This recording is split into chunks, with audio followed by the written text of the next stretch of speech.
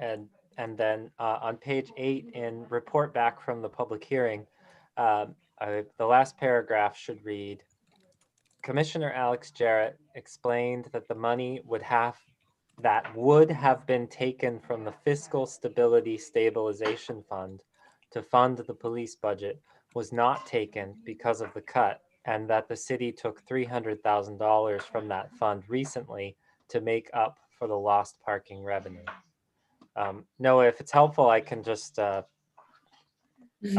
message you that so you have the exact wording.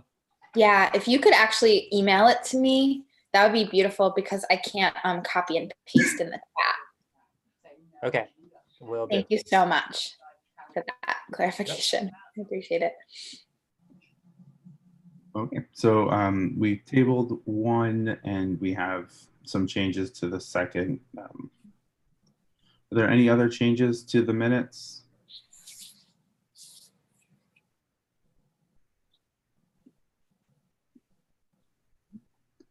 All right. Well, we can just approve those at the next once we see all of the changes that are made. Just to make sure. So the next part of this is opening up the floor to public comment. I'm going to do for a maximum of 30 minutes. During public comment, you'll be able to say anything that you like for 3 minutes. We will be timing the comments. After 3 minutes, I will ask you to finish your sentence if you haven't finished during that time. If you do have additional comments, you can always follow up through email with us. So if you'd like to make a comment, you can raise your hand in Zoom by going to the participants icon at the bottom of your Zoom screen and then selecting raise hand. I will be calling on people in the order that they raise their hands. And you'll have 3 minutes once you start talking. So give me 1 second here to bring up the timer. All right. And so the first is a phone number 413-582-7081.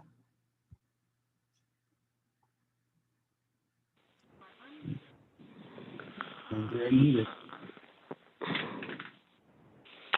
Yes. Do you hear me? Yep, we can hear you. My name is Hildegard Friedman, living at 35 Fruit Street in Cahill Apartments, Government Housing in Northampton. I'm telling you this by virtue of the fact that I do not feel that this is how it should be handled. I reported and had 3 case numbers to the DA's office in the year 2018.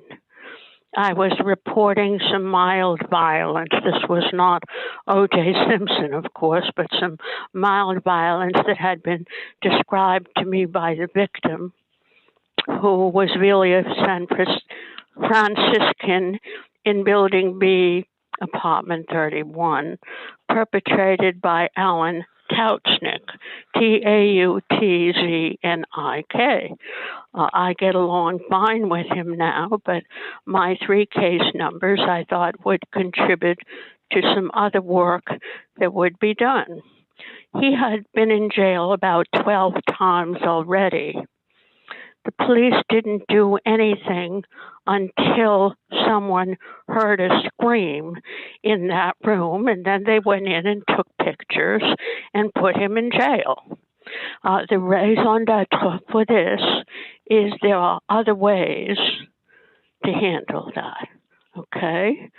And the person is at times even in my company and getting along with me at this point, but he has not solved his problems.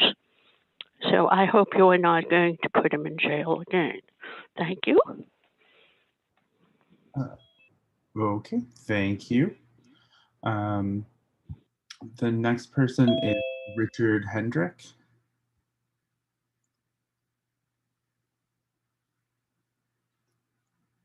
So Richard, you're not unmuted yet. Thank you.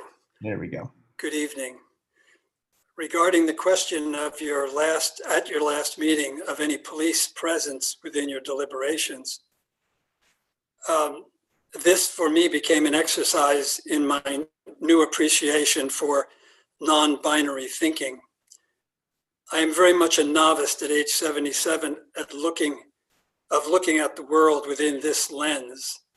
I resist, often kicking.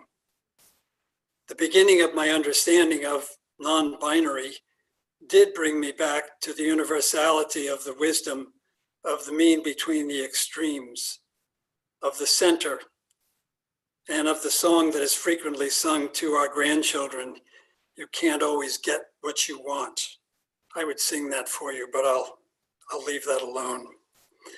There is no middle ground, no binary, non-binary around George Floyd, Breonna Taylor, Rashad Brooks, Stephen Clark, Walter Wallace Jr. But within the struggling, the wrestling for change, I have a better chance of coming to some resolution if I move out of my binary place, move out of that either or. Yes, that's easy for me to say, a white person in a white supremacist culture. I think you wisely, instinctively fell into my biased, new, non-binary place by agreeing not to compel a vote, to let the matter unfold within the respective subcommittees. The heartfelt discernment and clear articulation was appreciated. It doesn't feel comfortable for me moving to the non-binary, but it's not about comfort. I wish if I could have seen the conjunction of the stars last night or tonight, but it didn't happen for me, but it did happen. Thank you. Thank you very much. So the next person is Marion Van Aarlston.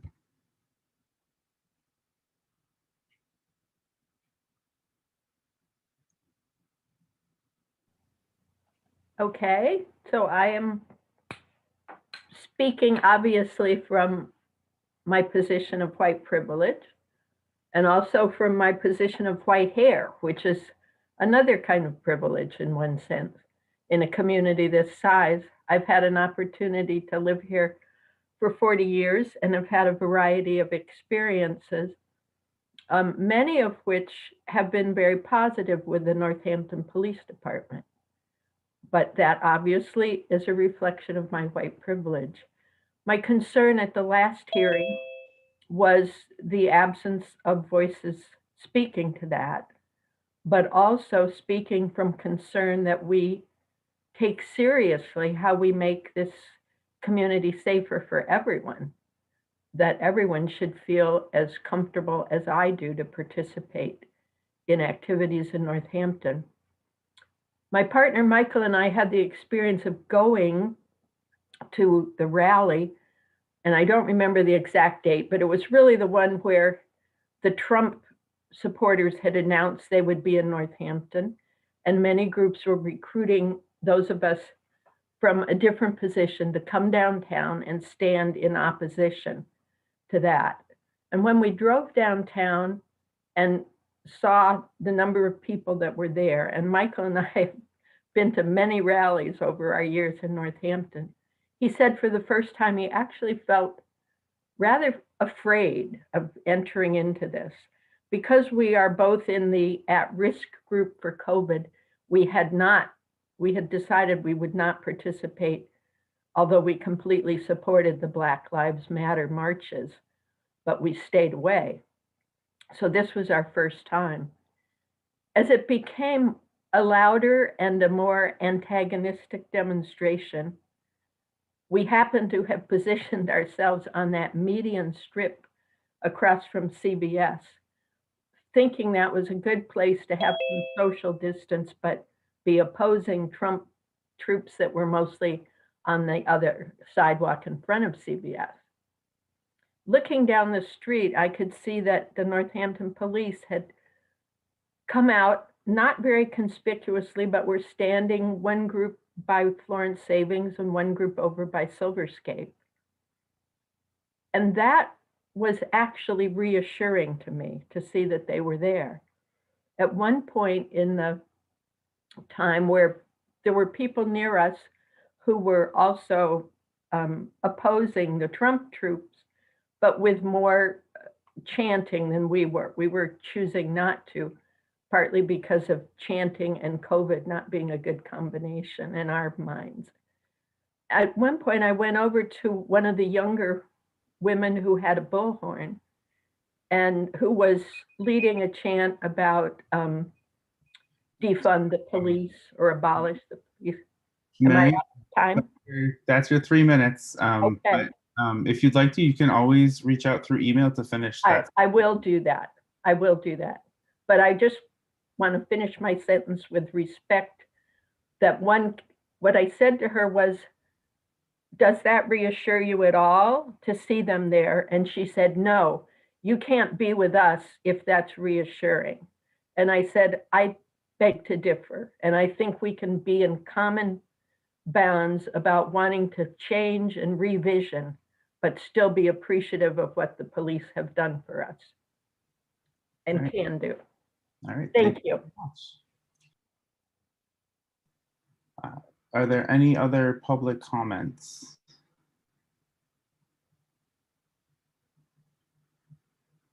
Gonna give it a minute.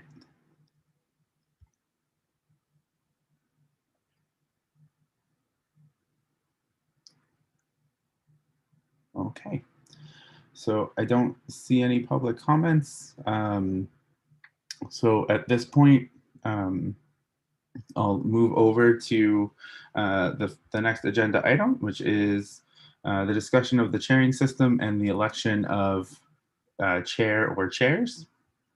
So I think, as most of you know at this point, Dana Olivo has resigned from the commission.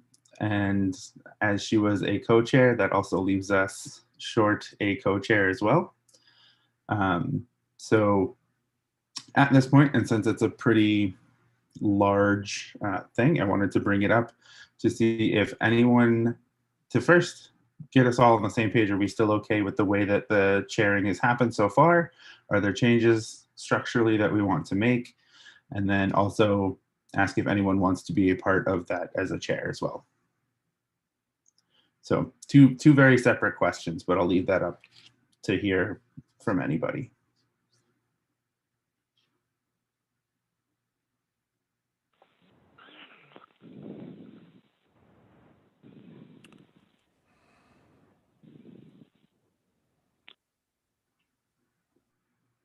Javier, and then Alex. So I have a question for you, Dan, because I just want to clarify something. You accepted to be you didn't accept it to be chair. You accepted to be co-chair. It has that position changed in any way? That's the first question. And if and basically that question and that answer, we would be compelled or not to have to actually have somebody to be your co-chair. I mean, okay, so I'll answer that as my position hasn't changed in that I do not want to be a sole chair. I guess if there's a vice chair, I'd be okay with that, or I could be a vice chair to somebody. Personally, I prefer co-chair, but I'm fine with whatever structure. But I definitely do not want to be a sole chair with no vice chair either. Like, I think, there's way too much to do, but also I do want I want some balance and someone to be able to bounce ideas off of as well too. And Alex. Thank you. Yeah, I've been very, very happy with you, Dan, and with Dana as co-chairs, and with the structure. I will note the structure is in our the document that constituted us. It says the commission shall elect its own co-chairs who shall be non it'll be resident non-elected members. So the city councilors can't be either of the co-chairs. And the other question was if you could speak to whether we'll be requesting to fill Dana's position, or the other, I think there's one other position that hasn't been filled. Yeah. We decided not to fill Carmen's position when she resigned. Thought it would be too much to try and bring someone in at that point. Dana's position is open. We could ask the council president and the mayor to assign someone if we wanted to. Again, this was a discussion that Dana and I had about Carmen, and now there's no co-chair to bounce ideas off of or concerns about a second person being missing. So that's something that we can take up. We can take it up as a commission, or just have the chairs make a decision as well. I mean, at this point, I wonder about the complexity of bringing someone on and introducing them to as much content as we've had already, but I'm also not against that either. It's not an impossible task. Elizabeth?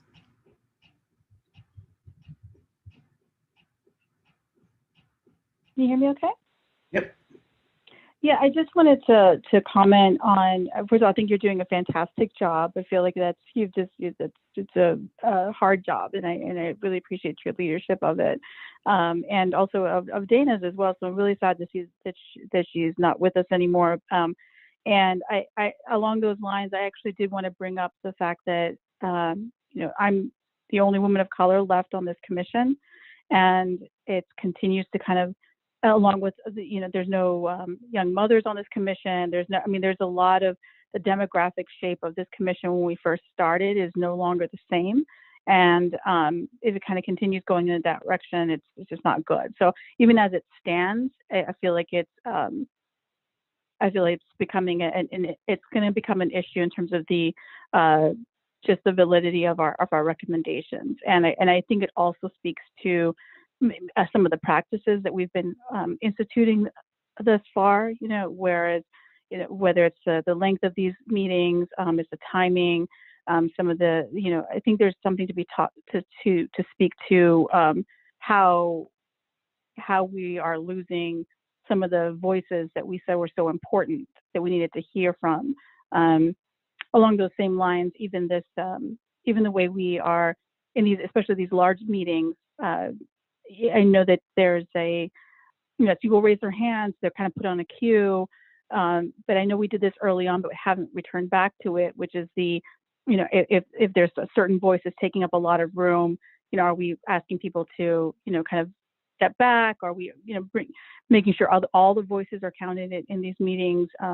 Just a couple of pieces where I'm raising a concern, and that it's not just about getting you a co-chair, which I appreciate that would probably be a good idea to just because of the workload, but it's more than that role. It's really actually fundamental to the makeup of this commission and how we move forward.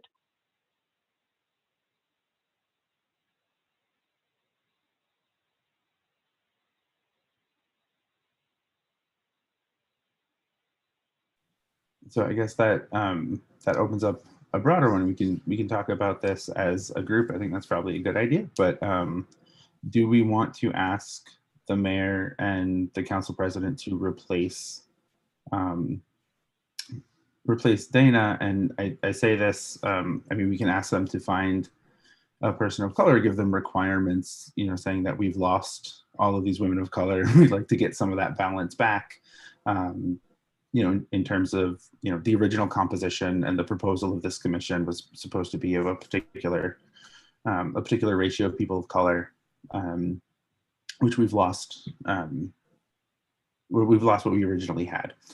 So I think that's a fine one, and I would put a lot of weight on the subcommittees that Dana was a part of as well, to hear from them. Lois? I agree that it's made a difference uh, because the women that have left are women of color, and also they're young. And so that's two parts of the balance that has been thrown off balance. And originally, when we talked about replacing the first person that left, I mean, suddenly there was a person who was in that, became in that place. And now there are these two empty positions. And originally I had thought that, just like what you're saying, Dan, that maybe there's like too much to catch up or something. But now I think, I don't think that. I think that, oh, whoever these people are, that we can, you know, are willing to do this and now have a better understanding of what kind of time commitment it is, that maybe they can be briefed by you and I don't know, maybe Dana, even though she's no longer on the commission, just to brief whoever those people are and to get them sort of in sync with what's been going on. So I would hope that that are two replacements and that they are, if possible, younger people and that they are people of color. So that's I hope that that can happen. I mean, I have no idea who all applied in the first place and how anybody was selected or any of that, but maybe it means actually going through, actually volunteered in the first place. So I'm just looking at the raised hands. So David and then Cynthia. Yeah, I don't see any downside to asking to Gina Louise and the mayor to replace someone. I agree with everything that Elizabeth and Lois said. I think it's going to be somebody's going to have to be a quick study. On the other hand, there are many people, some of them women, I believe, who've been involved in the speak outs here, the public comment. They may well be people that could be considered for that role. But I don't see any downside into asking the city council president and the mayor to replace the people that we've lost. Once we have people who are willing to take that on, we can figure out how to get them up to speed. And the other thing I would say is that whoever we take on is obviously not going to be in position to jump in and be a co-chair. So I'm hoping, and I suspect many other people who haven't spoke are also hoping that one of the women on this commission remaining would volunteer to be co-chair with Dan.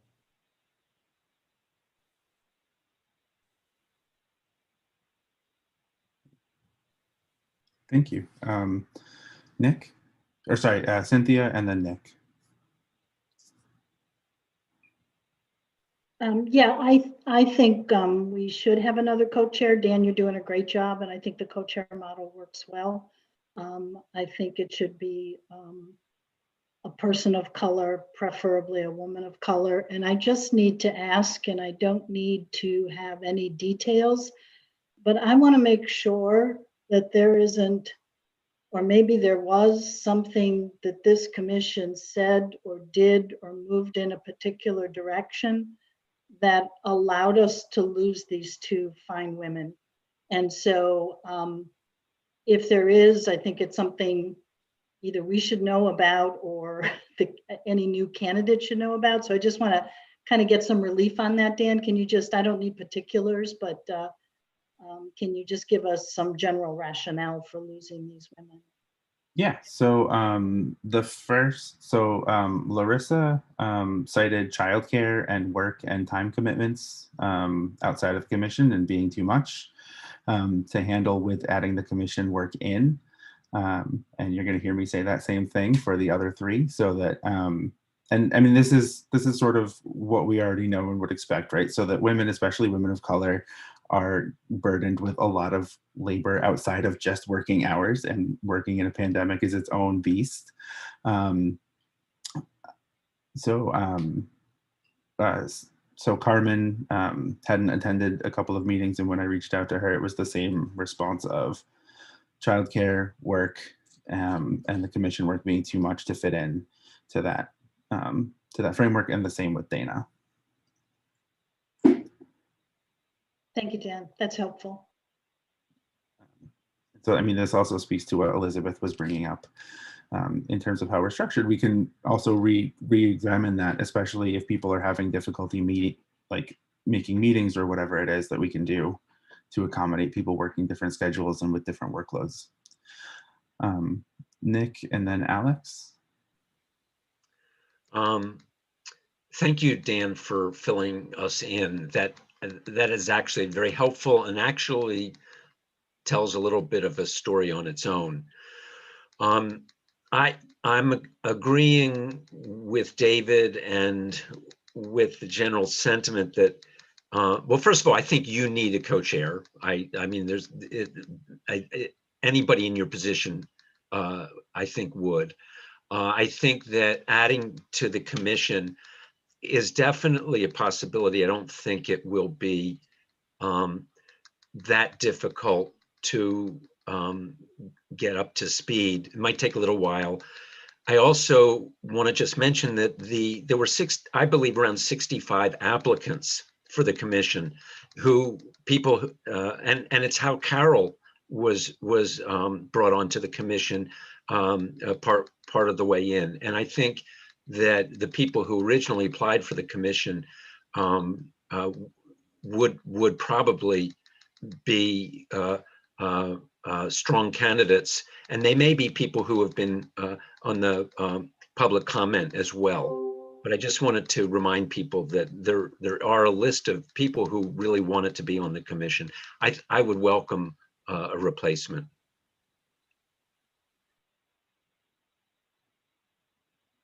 And Alex? Yeah, thank you. Yeah, I think Elizabeth brings up very good points, as others have, and this brings me back to something that we discussed during the formation of the commission, which was paying people for their time, or at least reimbursing them for expenses such as childcare and such. Something that the city did not feel ready to take on. There just isn't the structure for that. But it was suggested that there may be an organization that might give grants to assist people in that way, and whether that be a nonprofit or something that promotes leadership development, and so that's something we could look into further, that might support people who are otherwise having difficulty doing the very important work of the commission.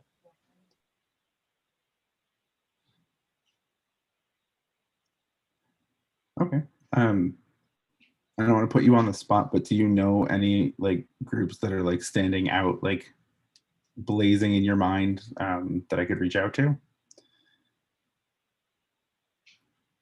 You know, I know there is one. It might be Leadership Pioneer Valley, but I'm not actually sure. And so, but I could ask. I could try to look back in my records, because this was something that I've been researching for a while, but I can't remember offhand. Okay. I don't know if anyone else does.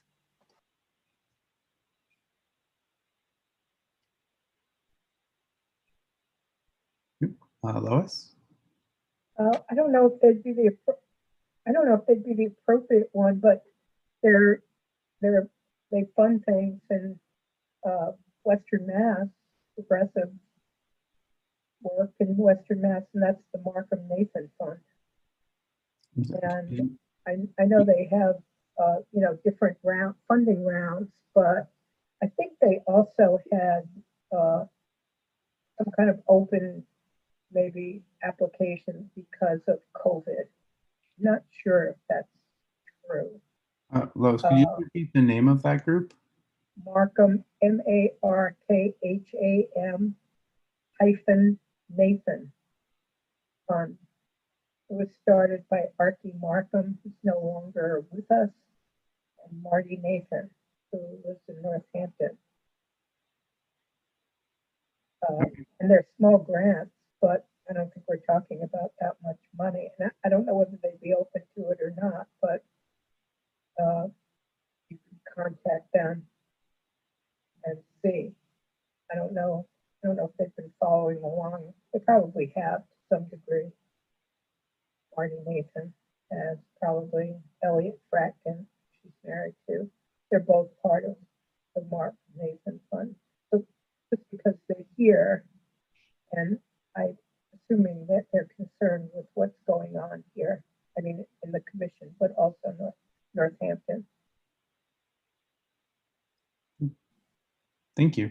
And it's an easy application process. That's another important element. All right, awesome. And then Elizabeth? Yeah, I'm not sure if they would fund this or not, but maybe the Community Foundation, Western Mass, may be able to. I mean, maybe or they may at least be able to point in a direction that might be helpful. Because I know they're doing quite a bit of support work for this particular moment that we're in. But I think, yeah, I think that would be really innovative and interesting to see if there's some money to be able to do that, to support childcare in particular. I just don't also want it to be lost that there's a multitude of reasons why it's so difficult for specifically women of color or people of color to serve on this committee. It's the timing, it's all of that, but it is exploring a lot of these issues. Is also revisiting trauma with the police. So I think that that's something that shouldn't be ignored as well. Is just how difficult it is to be serving on this committee, on this commission, and doing the deep dive investigations, all of this. There's a lot that's actually required for, people of color to show up here. So, just that, not to like let that, just to hold that as well.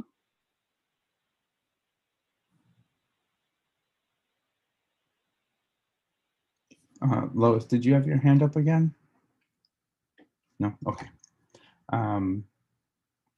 So at this point, I just want to check in with folks. So I've been writing down things. So I'm going to reach out to the groups that were at least listed, and I'll try and do some research on my own to find some others that might be able to either provide support for childcare or funds and leadership training as well for folks. I know Leadership Pioneer Valley does a lot of certification for their leadership as well, so that'd be something nice to have as like a, for a resume and things like that. And hopefully that'll help. If folks have other ideas, please let me know, or if you have other concerns or notice things, just so that we can jump on them and be as proactive as possible. I'm also going to reach out to the City Council President and the Mayor to ask that they do replace both Dana and Carmen with, and we have a preference for younger women of color and parents in terms of additional members. Does that sound okay to everybody? Okay. So I'll take that as my action item. I don't think we need to vote on it, but I do want to check, does anyone have anything that they don't, or that they're concerned or that I'm missing?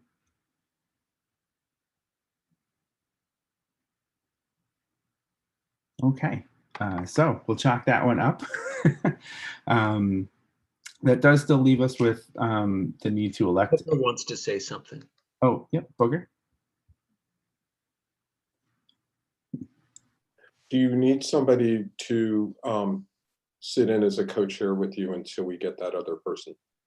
Well, so that was gonna be the next part, is that I don't know if it's appropriate to tell someone that they would be coming in as a co-chair and have that as a requirement for joining the commission, or if there are folks that would also like to be a co-chair who are already on the commission.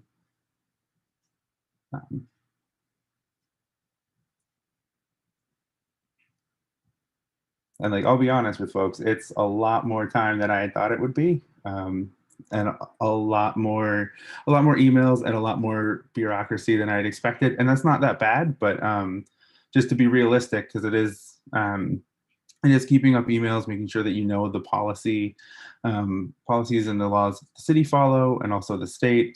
You'll also be part supervisor of NOAA as well.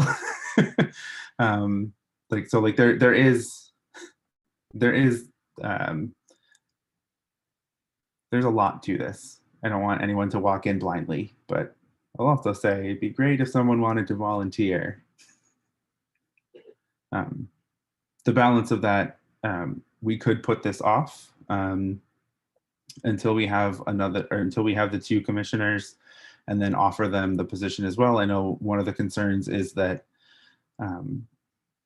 we don't have a woman or specifically a woman of color to take that position aside from Elizabeth, and then it becomes sort of an imposition rather than a volunteering opportunity. And I don't want to put all of the pressure on Elizabeth. Although if you wanted to, you're more than welcome to take that chairship.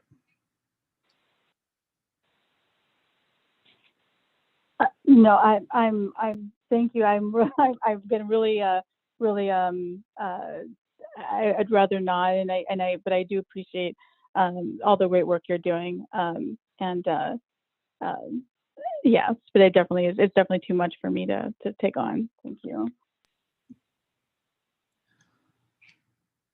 All right. So I will reach out to the council presidents, the council president and the mayor, and see if they can replace two folks, and then we can revisit this January 5th, I think, is our next meeting. Yes, January 5th. All right. Are there any other comments about that yet, or about that still? Not seeing anything. So the next part is the outreach working group update, which is, as Alex pointed out very rightly, and we got confirmation from the solicitor that the outreach group would be a subcommittee based on the definition of subcommittees. So that would be the formation of a new subcommittee that would be dedicated to outreach to marginalized populations and to folks who are not able to attend either the public hearings or the public meetings that we have, or the subcommittee meetings, either from a lack of resources, a lack of time, other restrictions that they're facing, or just a concern about their own safety, fear of retribution, fear of outing themselves or being in public, whatever it is. And there's a lot of work that goes into that. And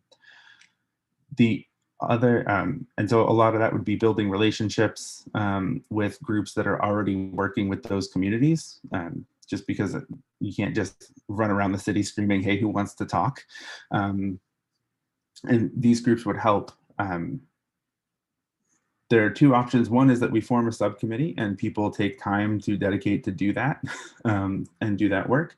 The other option is that we don't have a subcommittee, and that there are individual tasks that people go out to perform. They do not work with anybody else. They do not communicate with anybody else outside of the general meeting around that task. So it can be individuals, and you can be together in site visits if you were doing them. So if you were visiting a shelter or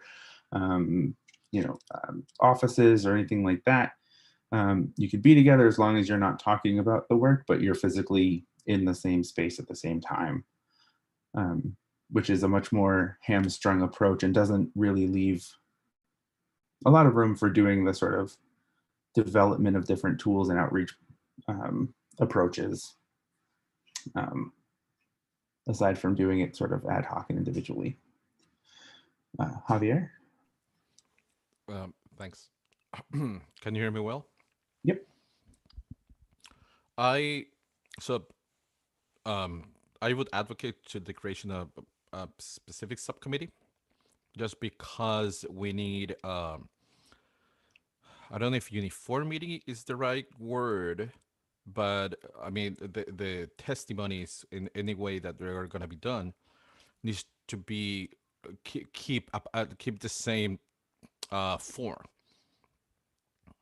I feel that if we're doing each of like some of us going independently, there's gonna be sort of an imbalance and extremely different ways to gather that information, and I think that's a little pervasive to the process. Also, I think working as a subcommittee, we would be able to, as you said, to work hand to hand with our organizations actually doing the work on the ground, and yeah, that's it. Okay, so that would be the commit. So you're talking about really doing a lot of the work. I sort of find myself in the same vein. Does anyone else have any comments, questions, concerns, or potentially would you volunteer if there was a subcommittee that was formed as well? Cynthia? Just to clarify, the outreach committee as a subcommittee, as I'm hearing the conversation and envisioning it, does this sound and look like something that individuals would be physically going into the community to conduct their work? Just a clarification of that. Then if the answer is yes, I'm just, as a member of the Board of Health, reminding folks of COVID. So just some thoughts on that. Yeah, so I think one of the ideas was that if we can build relationships with groups that are already working with people in person, if we needed to deploy something that was in person, that we could do so without having people go into spaces if they didn't want to or weren't comfortable, and to minimize risk. We still have to consider, we can't gather people, in large groups, and it's also pretty cold outside. So doing things outside all the time might not be the perfect solution. And even then, it's a small number. So I would say the answer is probably potentially yes, likely yes at some point. But I wouldn't say that it's a requirement that if you join that subcommittee, you would have to physically go out, especially if you weren't comfortable with it. And that is something that the subcommittee would have to sort of decide and figure out together, as to what outreach would be done or what's feasible and in what ways.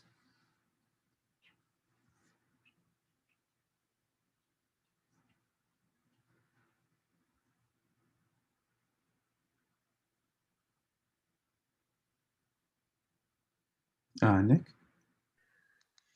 Would the subcommittee be following the same public meeting rules that the other subcommittees are following? Yeah, so that was we were sort of hoping that if it was just a working group that was dedicated to not actually discussing the work of the commission, but just action, that we could get around that. But no, we would still be subject. There's no working group classification within open meeting law. It's either you're a committee or you're not. So it would be subject to open meeting law. And can I ask if you or the other commissioners have particular groups in mind that we would be contacting, specific groups? I would say there are a few that we've reached out to or that have reached out to us. Right now, looking at the library, the Forbes Library, looking at the Western Mass BIPOC Advisory Council, the Recovery Learning Center, the Northampton Recovery Center, but these are, and also maybe working with a group that's that used to be Pioneer Valley Housing. It's now called a Touch the Sky, but that's not an exhaustive list, because at the moment, it's been a lot of focus on unhoused, housing insecure folks and people who are in recovery or being treated with mental illness or for mental illness. But it's also been, but that's not the only group that we would want to reach out to. So there's still domestic abuse survivors, and there's a long list of other people. So there's probably a long list of other groups that we would want to reach out to as well. Thank you, that's helpful.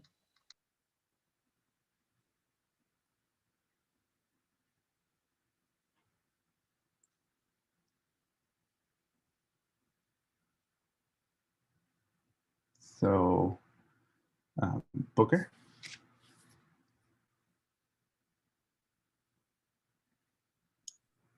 Sort of an idea that came from Lois's comments in our meeting this morning for the Alternatives Committee is I'd like to hear more voices from people who are living in public housing and their experiences with policing. And that's been a voice that hasn't been heard yet.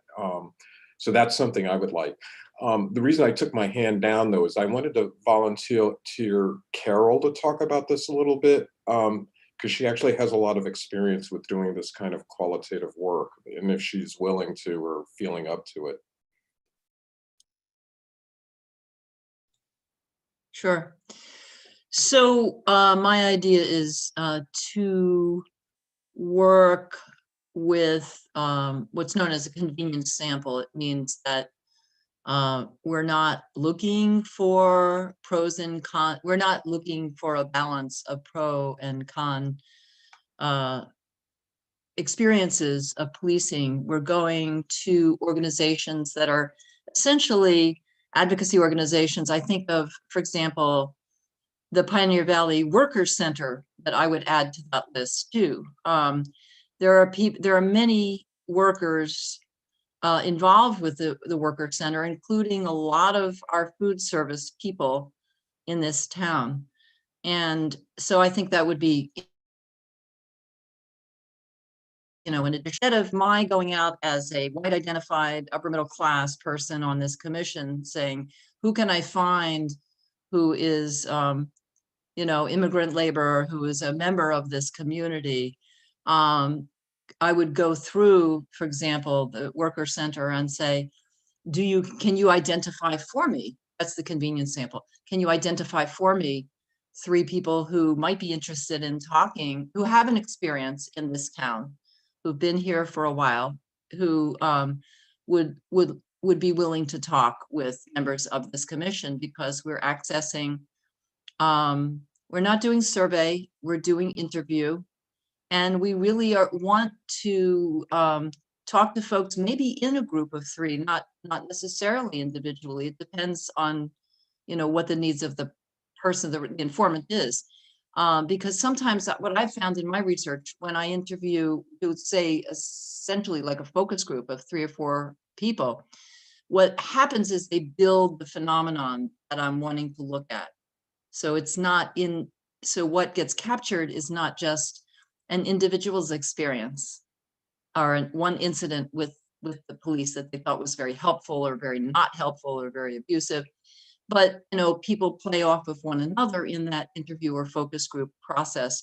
And what you come away with as the researcher, the community researcher, is a really sense of the phenomenon that you're looking for. So that's, I think I had advocated that earlier, that we go through the well-known organizations that are advocacy groups for these members of the demographics that we want to reach.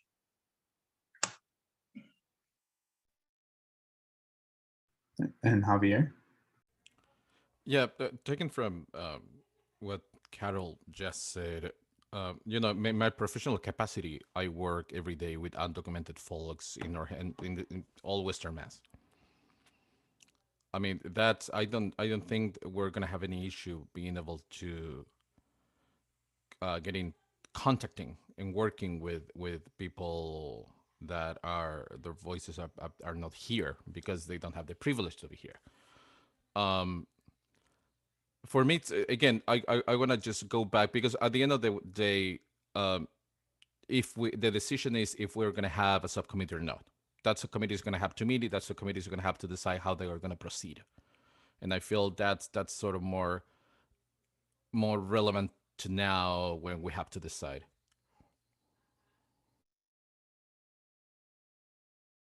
And so part of the subcommittee would be deciding how outreach is going to occur. You know, is it focus groups? How is that going to be done, you know, in a COVID safe manner? Is it going to be surveys? If it's surveys, what are the questions? What's the data collection? That group could also, or should also be looking at anonymity in terms of the people who are speaking. You know, we can decide as a group what would warrant the threshold of making someone's comment anonymous if they ask for it. Is it just that they ask for it? Is it that we make all comments anonymous? What level of anonymity is there if we're recording comments that are going to be played back? Do we also need to have video and vocal processing to make somebody anonymous, or is just not using their name enough? So like what de-identification we might go through as well. The sampling, so talking about individuals, focus groups, are we going to be snowballing? Are we going to be sending out digital spaces, or are we going to create digital spaces or physical ones? We're going to have like a physical flyer that we can put out. All of those different methods for sort of building up that sample are going to be important. I would definitely say it's worth a pretty prolonged conversation. I would be open to being on that commission myself. But it would also need folks to volunteer because it can't just be one or two people. Javier? I would also volunteer to be there. And Carol as well? Okay. Yes, I would be happy to be on that. All right. So I think we've got at least the threshold to start. And so I would feel comfortable making a motion that we create a new subcommittee tasked with outreach and collecting public comment, especially from the voices who are not able to be heard during our meetings, from marginalized or most impacted communities. All right, and Booker just gave the second. Noah, can you do a quick call? Yes. Dan? Yes. Booker? Yes. Carol? Yes. Yes. Cynthia? Yes. Josie? Here, yes. Namdi? Yes. Alex? Yes. And David? I think you're saying yes, but you're muted, but I see you speaking.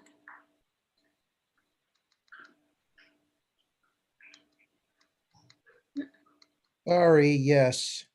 That's okay, no worries. I went out of order too. I'm trying to think. Elizabeth? Yes. Yes. Lois? Yes. And did I forget someone? Nick? Yes. And Javier? Yes. Awesome. Thank you. All right, so that passes. So we'll structure that. Oh, Alex?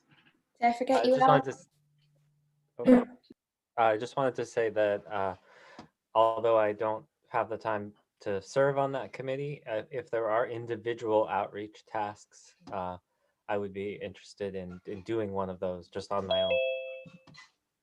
Okay, excellent. The first subcommittee will need to, for the first subcommittee, we'll have an organizational meeting where we'll need to sort of determine the structure and all of those things. So I will send out a really quick poll to just figure out when we'll meet just for that organizational meeting. if other folks are interested in being on that, it would be great to hear from you pretty soon, just so we can get things scheduled, especially with the days that the city is closed. The deadlines for meetings happening soon are pretty limited. All right, on that, are there any other comments on that that we want to add before moving on?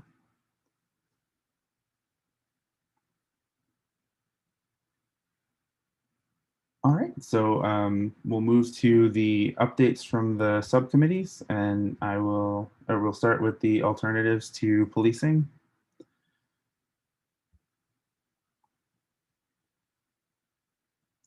So I don't know, Booker or Javier. We didn't decide who was going to give the update. I'd like to nominate Javier. I would like to second Booker. But I think it would be more ceremonial to have Alex. So let me start off by saying thanks to Carol and Alex, who gave us incredible starts with constructing a document for your perusal. I guess I want to ask Noah if it's possible for us to share those documents with the people who are here. Then I'm gonna turn to Alex and sort of talk about how, because Alex has been a really good guidance in terms of how to try to craft this stuff in committee and where to go from here. So I'm going to ask Noah if it's possible to share the document that exists with you. And Alex, would you mind talking a little bit about what kind of guidance we would like from people from this evening with the document that we have so far? Sure. Yeah, so I just enabled screen share. So if anyone has the document up, they can, and whoever's speaking, it might be easier if you controlled it. But if you don't want to, Noah should be able to. Do you have a preference, Alex? I would prefer it if Noah could bring it up, but yeah. But if I can get there first, I might. I know, let's race. Let's see.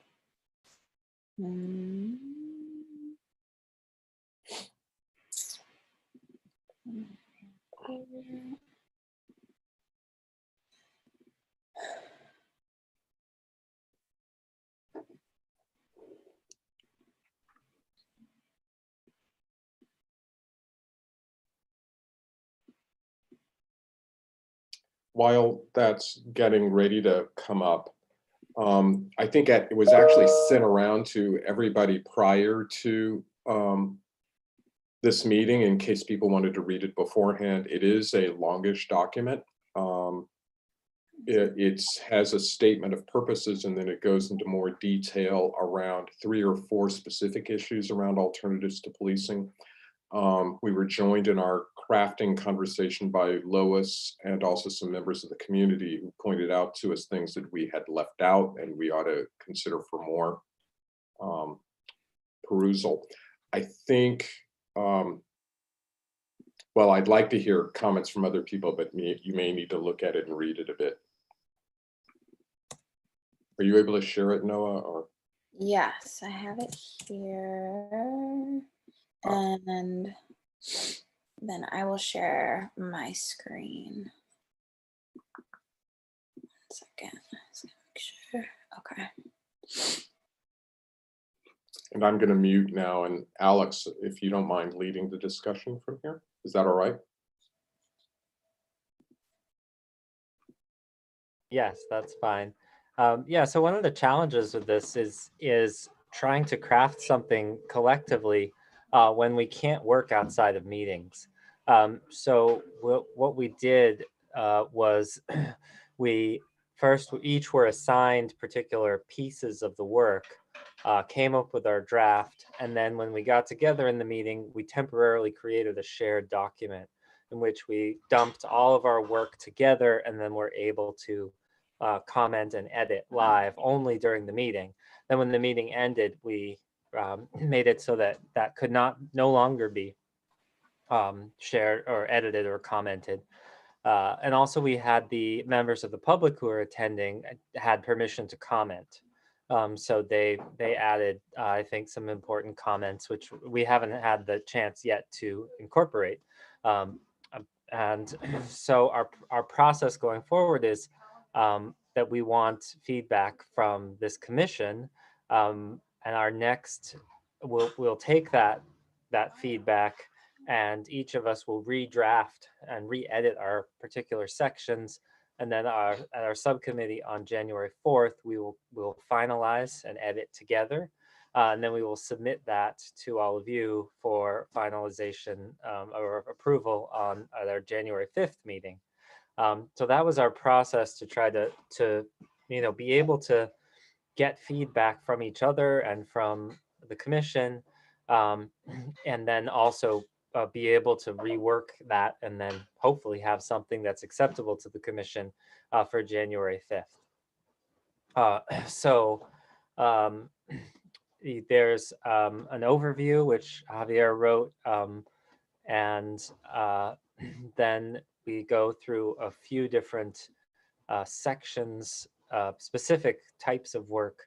And in every section here, we have a further work piece, which is stating, and there's probably a lot more to add to that further work, but is to state the areas that we feel we have not yet done enough work in, which I think are numerous.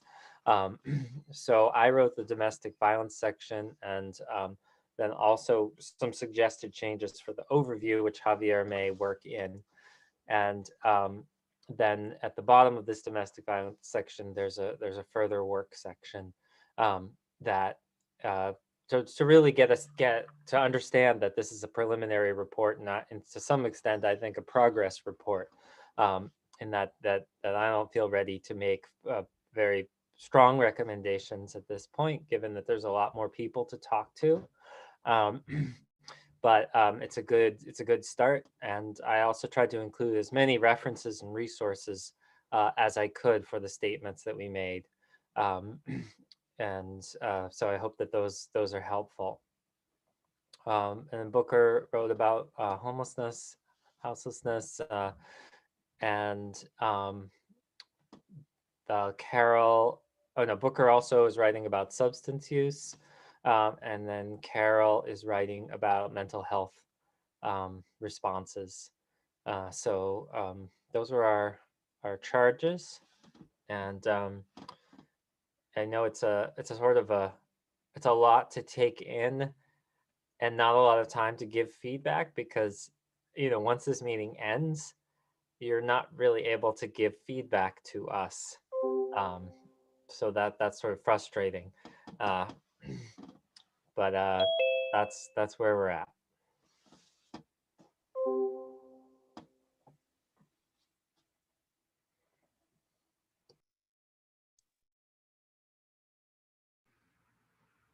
So can't really raise my hand, but I just wanted to offer one comment that I think is going to be a common thread throughout all of the work of the subcommittees and this commission in general.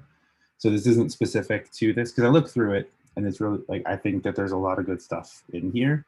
But I think one of the things that we don't have, and Elizabeth, I'm going to bring this up because I know you brought it up a whole bunch. We still don't have a what we're working towards. Like, what is our vision of Northampton that we are moving to? Is it is it more abolition oriented? Is it reform? Are we looking at a 10-year program? Are we looking at something that has are we looking at setting up milestones to, like, all of those sort of things? And we haven't really answered that question yet. Sort of the elephant in the room. And I think it is going to be one of those things that conversation is probably going to have a whole bunch of pushback that from different folks for various reasons. And but I think it's maybe worth having. And I think, not to put you all on the spot, but the alternatives, you're sort of the champions in this position, because you are the one saying this is our reimagining in that. And I'm sorry, I have a different view because we're sharing the screens. But I think I saw Booker's hand. I'm sort of flowing through these. So thanks, Dan, for pointing out that that's an important thing. Alex actually importantly has a paragraph within it that I'm going to be careful about how I say this, that I don't want to use the word incremental, but we actually see our process as something we move towards. This is my comment. I don't see it as necessarily abolitionist. I see it more as, I think we have a, Alex, maybe you should find the comment and read it out loud. And of course, this doesn't mean this is what the whole commission feels, but this is the way we're viewing it, that we're sort of seeing things changing in a gradual fashion rather than a stop things and go on from there. Am I stating that fairly from the views of the rest of the Alternatives Committee? Yeah, I'm happy to read it if you want to. Noah, if you could just scroll down to the beginning of my section, which is right below Javier's. There it is, under overview language to consider. So I wrote, change in our public safety system will take time. We envision a phased process whereby we put increasing resources into programs that will research, design, and implement proactive, data-driven practices that will reduce the scope of policing, focusing on supporting people rather than policing them. These programs need to center the people who are most impacted by the current policing system. Our city's charter gives the executive branch the final say in implementing city programs. We need to creatively design a Department of Community Care that is accountable and transparent to the community, and where the voice of the executive branch is one voice among many. And so I'm looking, I don't see anyone else with a hand up. So I guess I'm gonna throw it in and respond and say, I like that. But I guess what I'm thinking for the commission's final report, are we looking to describe a process by which another commission will make recommendations? Are we saying we have a vision of what the future will be and we are going to make these recommendations that need to be done in some way, and here's a process for how to determine how those happen, or here's metrics, here's milestones that need to be achieved by a certain point in order to reach those goals? Like, those are the sort of, like, that question, like how forceful are we, and really what are we looking to do? So I know David's been using the phrase reducing the footprint of the police, and I really like that. I've started using it myself a lot. But to really talk about, is that where we're heading? And or are we saying we have a process, or we want to identify a process for how the city does that and implements it? Those sort of things. Like, Alex? I can respond just to clarify my thinking in writing that, if you'd like to hear that. Yeah, so this is an issue that academics, that activists, that public servants have been wrestling with for a long time. To how do we change our public safety system and reduce the scope of policing? And although we're putting in a great amount of time and doing great research and have good knowledge, we're not going to come up with all the answers in the time that we have. And so my thought is that we not that there's another commission exactly, but rather that there is an actual city department with paid staff that has an advisory board as well, that that moves on this issue and starts with the low-hanging fruit and starts with the things where we have the most evidence, and then but also tries new things out, and gathers that evidence, because in some cases we don't have all the data to say yes, we should just implement this and remove remove this. So that's where my thoughts about the phased process. But how much we say, okay, it should be this, we should, take this much money and fund this much, and I don't know. That's still something that I think there's more research and learning to be done, for me at least.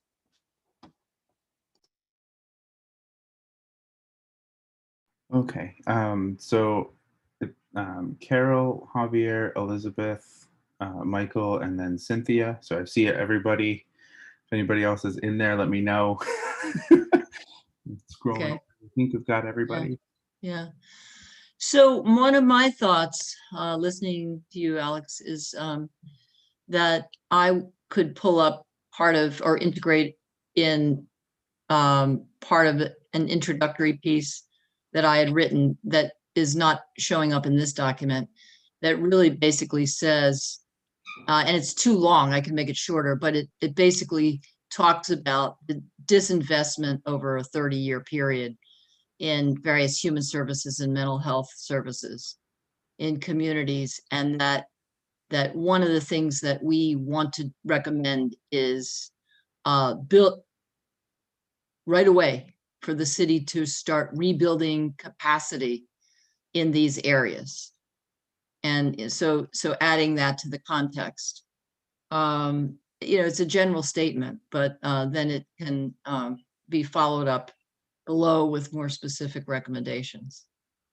Building capacity, that's going to be an incremental thing. It's not a revolution. It doesn't happen overnight, because it took at least 30 years of disinvestment to get us to the place where, people are living on the streets, and we have food insufficiency, and we have people with mental health needs who are not being served. So, that's just my suggestion. We could do that when we're editing, add that to the overview. Great, thank you. Javier? Yeah. See, I was going to mention that Carol wrote something that is not here, right, Carol? The one that first we saw, that it's an incredible document. That would be good for that one. Was that one chaired, Carol? Yeah? Okay. So, it was somewhere. Let's see, Noah probably has it. Noah, do you have something that I sent you either last night or today? So in the meantime, Noah, look for that. So the question that you're posing, Dan, I think it's in relationship that the fact that the commission, we haven't decided how we're deciding. Are we deciding by a vote? Are we deciding by a balanced consensus, or majority wins, and where we're heading? And I think that's what's complicating. At least we're the first subcommittee going to reporting, but I think without having that direction with that decision from the entire group, it's hard to say. We have been talking in our subcommittee for weeks about the possible creation of a department, but I don't think that has been talked about in the entire commission. So I'm not even sure if that's where we're moving. I know that's where our subcommittee would like to move, but at this point, when we're talking about a cohesive report, that the kind of question that you're posing is something that should be addressed by the entire commission to us where we're going. Actually, I don't think it's part of the subcommittees to decide that. The subcommittees can inform the decision, but the subcommittees are not making unilaterally that decision.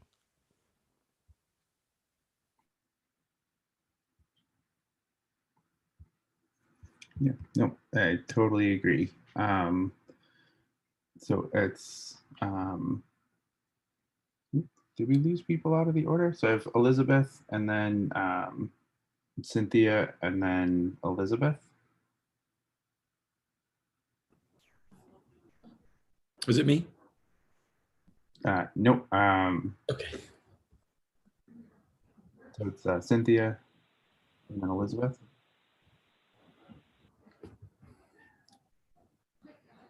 I'm happy to go, Dan. I think there were a couple people ahead of me, but I'm happy to go, whatever you want to do. Yeah, sorry, it's just people are out of order and some people took their hands down, so. I'll just, is that all right if I go? Or, I just want to thank the Alternatives Committee for this great document. It's fantastic. And I also want to jump on what Javier and Dan are saying. I spent the week talking with city councilors, both current and former, because my biggest concern is that we have a lot of recommendations and we don't, except for Michael and Alex, perhaps understand the system that the city operates under through its bylaws with the executive branch and the city council, how to get this done. And so Alex mentioned the Department of Community Care. I, in my recommendations to our subcommittee, said the Department of Safety. But in terms of moving forward, I think we need to, and this is a commission-wide decision, have a department that is in the executive branch. Unfortunately, that's the only place it can sit. Michael and Alex, correct me if I'm wrong. It can't be a commission for the city council. It has to be an actual department where some of the ideas that are mentioned in the alternatives committee can be placed, that goes beyond partnerships, that goes beyond, handshake agreements, that it's an actual Department of Safety or Community Care, where all the things that we've identified that the police should not be involved in go into this department. And so I'm giving a sort of that broad beginning with the end in mind, Dan, that you were sort of asking for. And it's mentioned in this report, and I would love to see it highlighted because it allows the other committees to put their ideas into a place. And I think it's going to be part of our responsibility to recommend to the mayor and the city council how to enact our findings. Yes, they'll be incremental, but I really strongly believe in a department that really isn't run by the police department at all. It's run through the executive branch to make these things happen. So I commend you all for getting us on this path to think about this.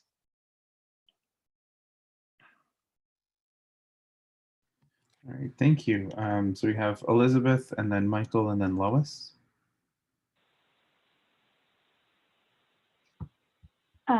Thank you. This report is definitely helpful. I think one of the things I wanted to flag was that I don't know if we're all going to be able to agree on what these recommendations are. And so I don't want to go into like how we process the process, but I just feel like that I just want to put that out there because I feel like some of the comments have been almost kind of assuming that we're all on the same page around certain things, like the incremental piece. I just heard a 30-year investment, which again, I'm absolutely would not support.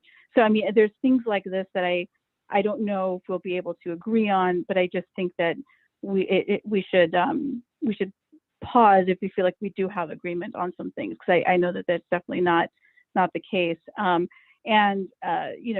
Just to, in terms of the department piece as well, I feel like that does make some sense to think about a department, but I also think it's a little bit cart before the horse, thinking of, again, I feel like it's what this commission has been doing a lot of since we started doing this, is either focusing a lot on process, focusing on creation of a department or a thing without talking about values. That still does not have the conversation. We're almost assuming the values first, that we're all on board with incrementalism, and then saying, okay, now here's a department. And I think we're avoiding that, the main thrust of the conversation.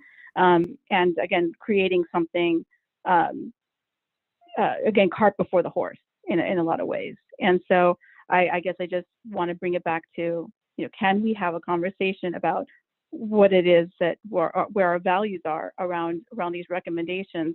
I think that will guide the process, and I think that will guide, what the, recommendations of an entity before we start creating bureaucracy, before we even have a guiding principles around what it is we're creating. I just don't know that that's the right way to go.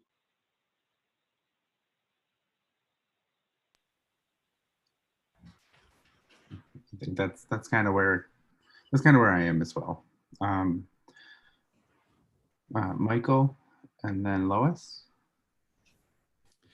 Well, first, I want to apologize to all of you for being late today. I just got hung up at work and couldn't get here, and I apologize for that. I did come into the meeting at 7:05, so I missed quite a bit, but I will catch up by watching the recording later. And then second, I wanted to thank this Alternatives to Policing subcommittee, because this is, to just say what some other people have already said, this is a pretty terrific document.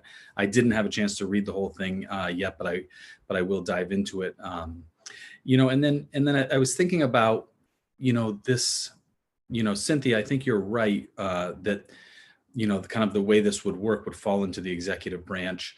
I would note that, in a number of cases, like, there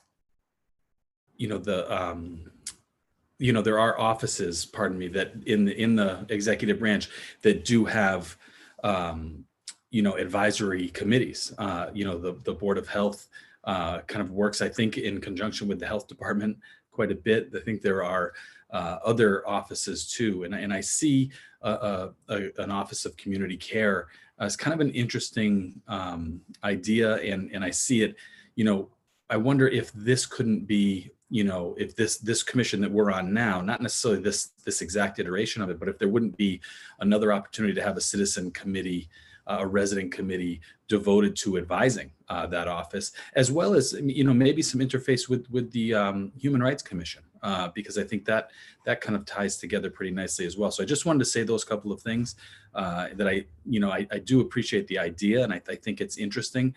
And, I've talked about this before.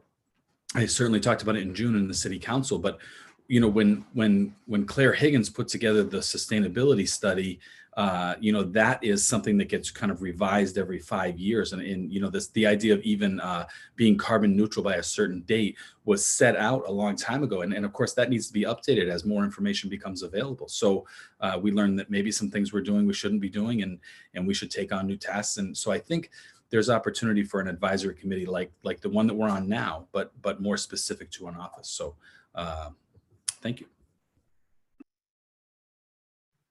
And Lois?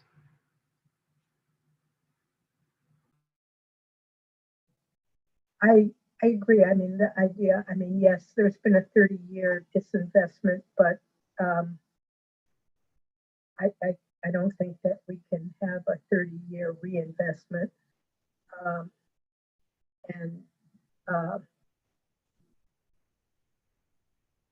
So obviously we need to act more quickly than 30 years. And in terms of building capacity, the only way, or principal way that we'll build capacity to do some of these things that hopefully we will agree on is through a disinvestment in the police and a reinvestment or in things that have now fallen to the police. So I think that we can't have one building capacity without disinvesting in the police. And in terms of a Department of Community Care, I like that idea, and but I think that it's going to be, I hope that it will be up to this commission, if not in this, between now and weeks from now or whatever, to come up with guideposts, if we do decide to recommend something like that, for what the markers will be, what we would like to see happen, or what we would like to see happen in a certain amount of time, whether it's in a year and then 2 years and then 3 years. And so that there's so that the work that we're doing will inform whatever that department will be, and that they're not starting from scratch. And I mean, I don't see them necessarily interfacing just with like the health department or the Human Rights Commission, but the idea that they would build a constituency that's based in the community, and that community constituency would be the advisory council. And I brought this up at our committee meeting, spending committee, and I also brought it up again today at the alternatives committee, that there is this precedent, and that's the Arts Council. And the Arts Council is the advisory committee to the Arts Council. And they raise money, they spend money, they make grants, they make grants to individuals. And so they exist in the city and also create their own programs.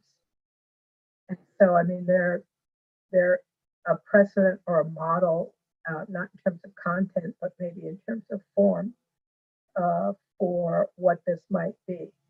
But I don't see us handing over saying, okay, we think this is a great idea, go figure it out, after we've spent 6 months, however many there are of us, trying to make some recommendations.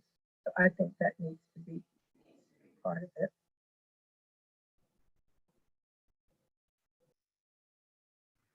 So I'm not seeing any other hands raised. So I just wanted to follow up with Lois, is that having a department is something that the spending and contracts subcommittee has thought about and sort of brought up in our meetings, and sort of thought about, okay, so where do we have funds available in the city, specifically looking at reinvestment. And so, you know, what what resources can we make sure are dedicated to this? And then sort of thinking, you know, sort of broadly armchair style about like what the scope of that department would be, and like what, you know, what it could house, what it could do if it was micro grants, and is there a precedent for that in the city to start up in pilots? Is there direct assistance that could be provided to residents? Are there funds somewhere in there that we can earmark? You know, like, but we're also, you know, for any of these, we need to know sort of where we are as a commission, what we're recommending, to then say, okay, so this is, you know, maybe this is how much you might need to start up. And like, I mean, these are sort of thoughts to have, is like, what is the cost of starting up a new department that's going to live within the city? How many people do you need to start a community care department? Even rough estimates or ideas for what those models are, so that then we can say, this is what you need, and we've looked through, and maybe this is some of where that money can come from, you know, and what we might recommend as a reinvestment, because that becomes, you know, as I think one of the things that a lot of people have brought up is that if we don't have specific recommendations, things are likely to get either lost, mistranslated, or not done. So I think that's going to be a process in and of itself. And I want to open the floor for Nick. Am I unmuted? Yep. Okay. This is really, this is great stuff. This is really having something in writing to respond to, beginning a discussion of, you know, specific ideas, and also what are underlying values. This is the work of the commission. What I want to raise is we're looking for an interim report. I'm not clear. This seems to be the kind of stuff we really need some more time with, and we need to time with each other, and we need to be putting out the kind of ideas that are coming up right now. And I'm wondering if people are thinking of this as an interim report, which I'm not clear about, but I think that we need to say we're working on this stuff rather than getting down to the specifics, which could morph in any of a number of ways. So I'm kind of bringing up a process question of, how do we want to work on the interim report? And I want to add one more thing. As I've been following the Alternatives Committee. I only have so much time to spend on watching the committees, but I feel like we're starting to get convergence in activities certainly between the Policies Committee and the Alternatives Committee, convergence in areas that we're looking at. And I feel like that's also a direction we need to look at, how to start bringing some of that stuff closer together. But the most immediate question is how do we agree on a process for an interim report? That's what's on my mind right now.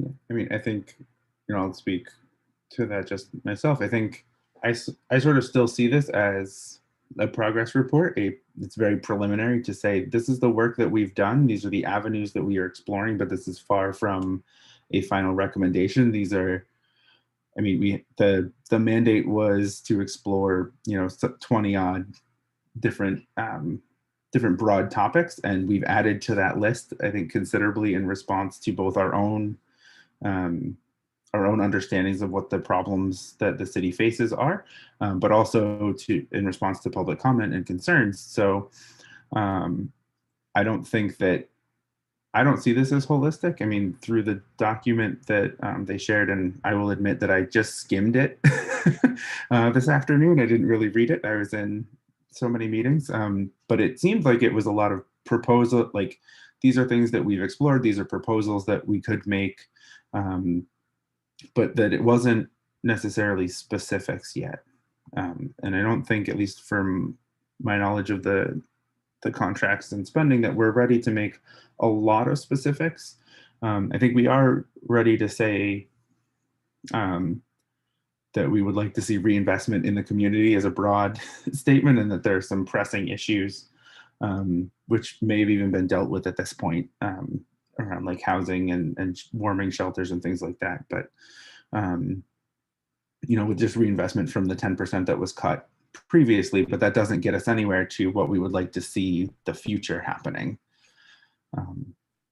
So I'd welcome anyone else to speak on that as well, or Nick, if that helps you in your thinking. It does help me. I may end up agreeing with you after I've read it. I haven't really had a chance to read it, and it's too small on my screen right now for me to really read, and I'm only getting little bits and pieces. But it looks very interesting. I don't know if it's ahead of where the commission is or not. That's kind of what my question is. If it is just kind of, these are general areas that we're looking at, I am in agreement that's worthwhile mentioning to the scope of all the things that we're watching right now. So Lois and then Alex. I don't think that I couldn't say if it's ahead of the commission or behind the commission, because I don't think we can say what the commission as a body thinks.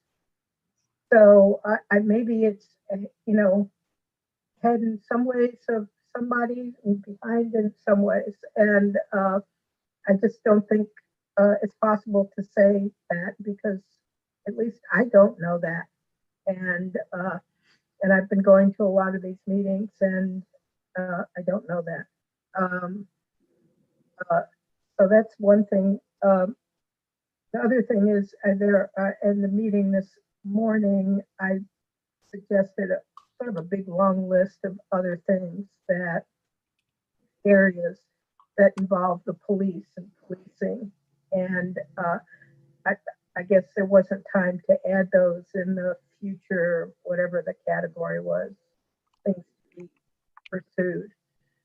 But I hope that when this does get circulated again, that those other things get added to it, because they're not here in the, when it comes to the end of the document, they aren't there. There was something else I was going to say, but now I can't remember what it is. I just can't remember what it is. I'll remember as soon as I mute myself. I'll remember. Okay. So Alex. And then Booker has his physical hand raised. Yeah, so I wanted to make sure people saw that there is in the chat, Noah put a link to the document. So if you want to just bring it up on your home screen, you can do that. And then, yeah, I tried to write my section, at least in terms of, you know, I think I did kind of put a lot of like, we believe, and that may not be reflective of what the commission as a whole, although I think it's likely that the subcommittee does have consensus or close to on some of those, but we can change that to say we are considering, we are, you know, if we're not ready for that. But in a way, I like the idea of sort of saying saying, okay, here's something to push off of to get your feedback on, and we'll modify that as we need to in order to get either consensus or majority or however we are going to actually make a decision about what the preliminary report is. But yeah, to me, it does feel like a progress report. What we've considered, what we feel strongly about, what we know we still have to do.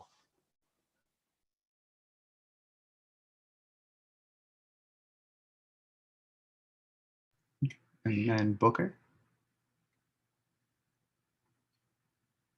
Yeah, I can't, for some reason, I can't find my way back to where the raised hand symbol is with everything else up on the screen. I'm something of an incrementalist. All of the policies and programs I've been able to make in terms of organizational, institutional change have all been incremental rather than different than that. So, and I've got to say that the things that I was writing about were things that I thought were low-hanging fruit and could easily be done, but would still be radically different. And I'm glad that Nick collects a lot of what we've done, because a lot of the ideas have frankly come from conversations I've had with him and with other people, and also things that have come from the community. Some of the specific suggestions are things that have been taken from reports that have already been done by the city council. There are recommendations there that come from the panhandling committee. There are recommendations that come from the resiliency report. And not a whole lot of stuff is happening with those things. And they've got some pretty specific recommendations in them that we refer back to too. So this is getting to, are we going to be the next report that is published and sits someplace? And that's why I've got to say, I'm more focused on stuff that should be quite deliverable, that also has a lot of data for the change. And there's a lot of experience with it. And it's, you know, it's not abolish. It's not abolish the police. It's asking for a big change with what's going on and what hurts people and improving public safety. I'm also saying what I think along with what I'm doing. But you know, Lois did a really good job of pointing out to us stuff, the beginning, the tip of the iceberg of stuff that we didn't deal with. I think we spent a lot of time talking about what we've talked about a lot. So we've not talked about resource officers in the schools. We've not talked about the really important issue to me, Lois, the differences in policing if you live in public housing than if you live in Florence. Some of our public speakers have also brought that up. So these are all things to work on, but I've got to say, I'm most comfortable writing about what I think is deliverable. And that's where I've sort of set the focus. The one thing that I'm also feeling is you can't find Black Lives Matter in what we've written so far. And as I'm about to re-edit, I'm trying to find a way that that becomes more pronounced. The data that we have from the city of Northampton does not break down in terms of race. I'm hoping that what we hear from the other policing data will give us more information about that. I am not yet happy with the number of people of color faces speak to us in public comment. I still feel like too many white faces are telling me about what's going on. And that's why I'm really glad that the subcommittee is going to meet, though I think it's going to be a real challenge to figure out how they'll get those voices into the room. So those are things that I'm thinking about that our current version of the report doesn't do well enough with. You know, and if others have ideas about how to improve that, I'd be very welcome, even if hearing about it via email offline.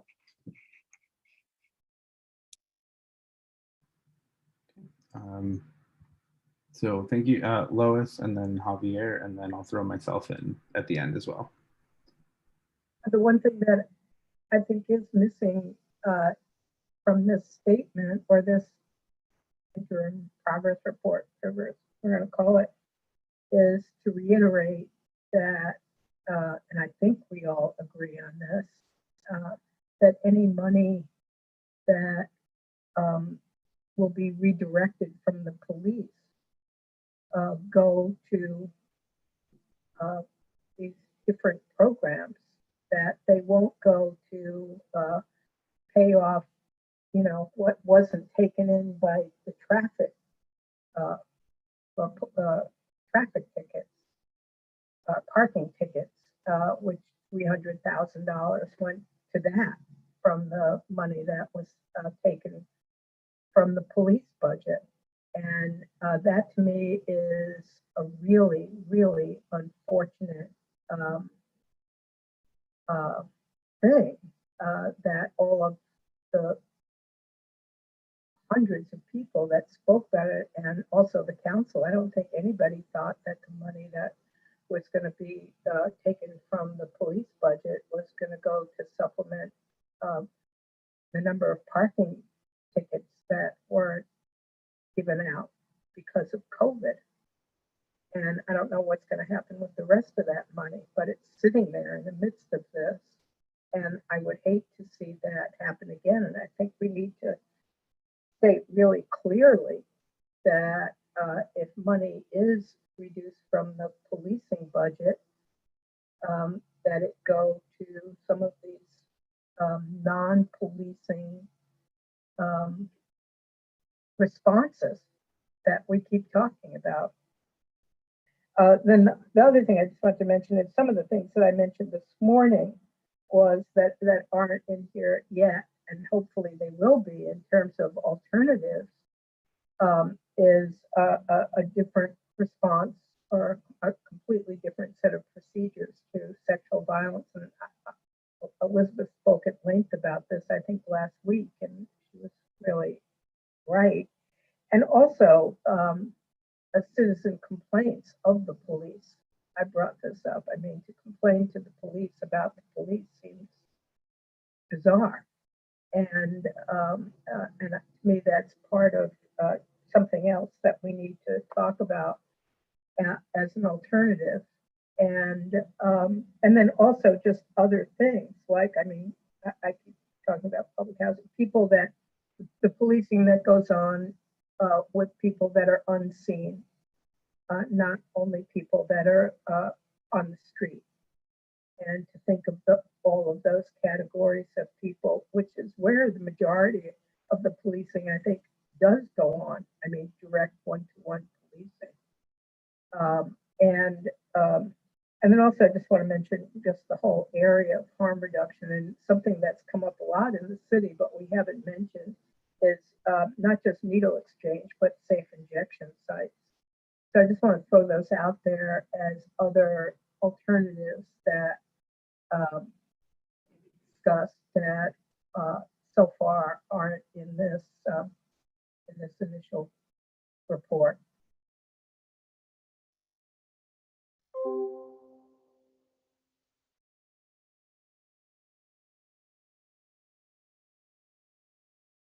Okay, thank you. So next up is Javier. Yeah.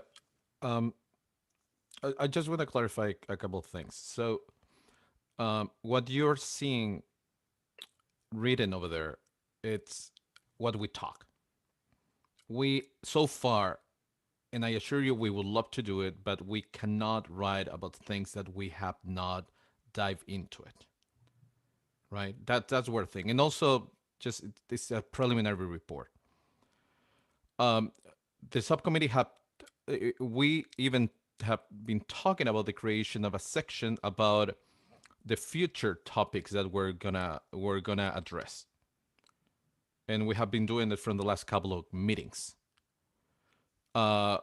I mentioned domestic violence. Alex also does it. I mentioned sexual abuse in just to put it there as a topic. And I think this is sort of important to the fact that people making time to go to other subcommittees, right? So they are not taken by surprise about, well, it's missing this. Well, we talked about that like 2 meetings ago, and we decided we were gonna put it in sort of next things that we're gonna address after we deliver the preliminary report. One of the things that we have not talked, because I do feel that it's an ideological decision that belongs to the wider commission, is in the relationship of redirecting the money from the police department to anything that we would be proposing. And that's and again, those are the decisions that the wider commission has to do. Because if not, at the end of the day, we can have an idea from where the money have to come from. I'm totally on board with getting money out of cops into all these services.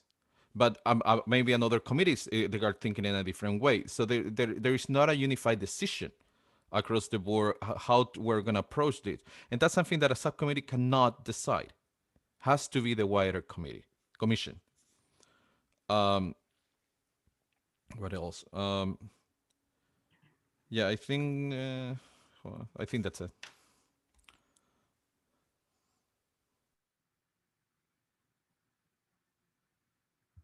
Okay. So I know I said I was going to go next, but Elizabeth put up her hand right at the same time. So Elizabeth, I'll cede to you and then go after you.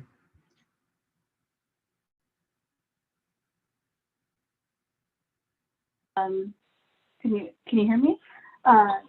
Yeah, I think one of the things I just wanted to add is that the idea behind just trying to bring us back to the decision points to when it comes to this report and all the different subcommittee reports. It looks like there's the pieces around the recommendations, the actual recommendations of each of the subcommittees, which I again think is embedded in a discussion about values that we haven't had. But there's the recommendations. There's a piece around funding, because some of these recommendations don't mention funding. Actually, a lot of them don't, and that's something that each of these things we have to address the idea of what the funding looks like for each one of them, and how funding is moved from the policing model into whatever other recommendations we have. The other thing is timing, and I know we talked about incremental and what that means and phases, and I think all of those decision points are ones that we're gonna, first of all, do we agree that those are the decision points? And I think that those are all going to be points of contention, because we have to coming into it from different philosophies. And I think for me, when it comes to phasing and incremental and all these pieces,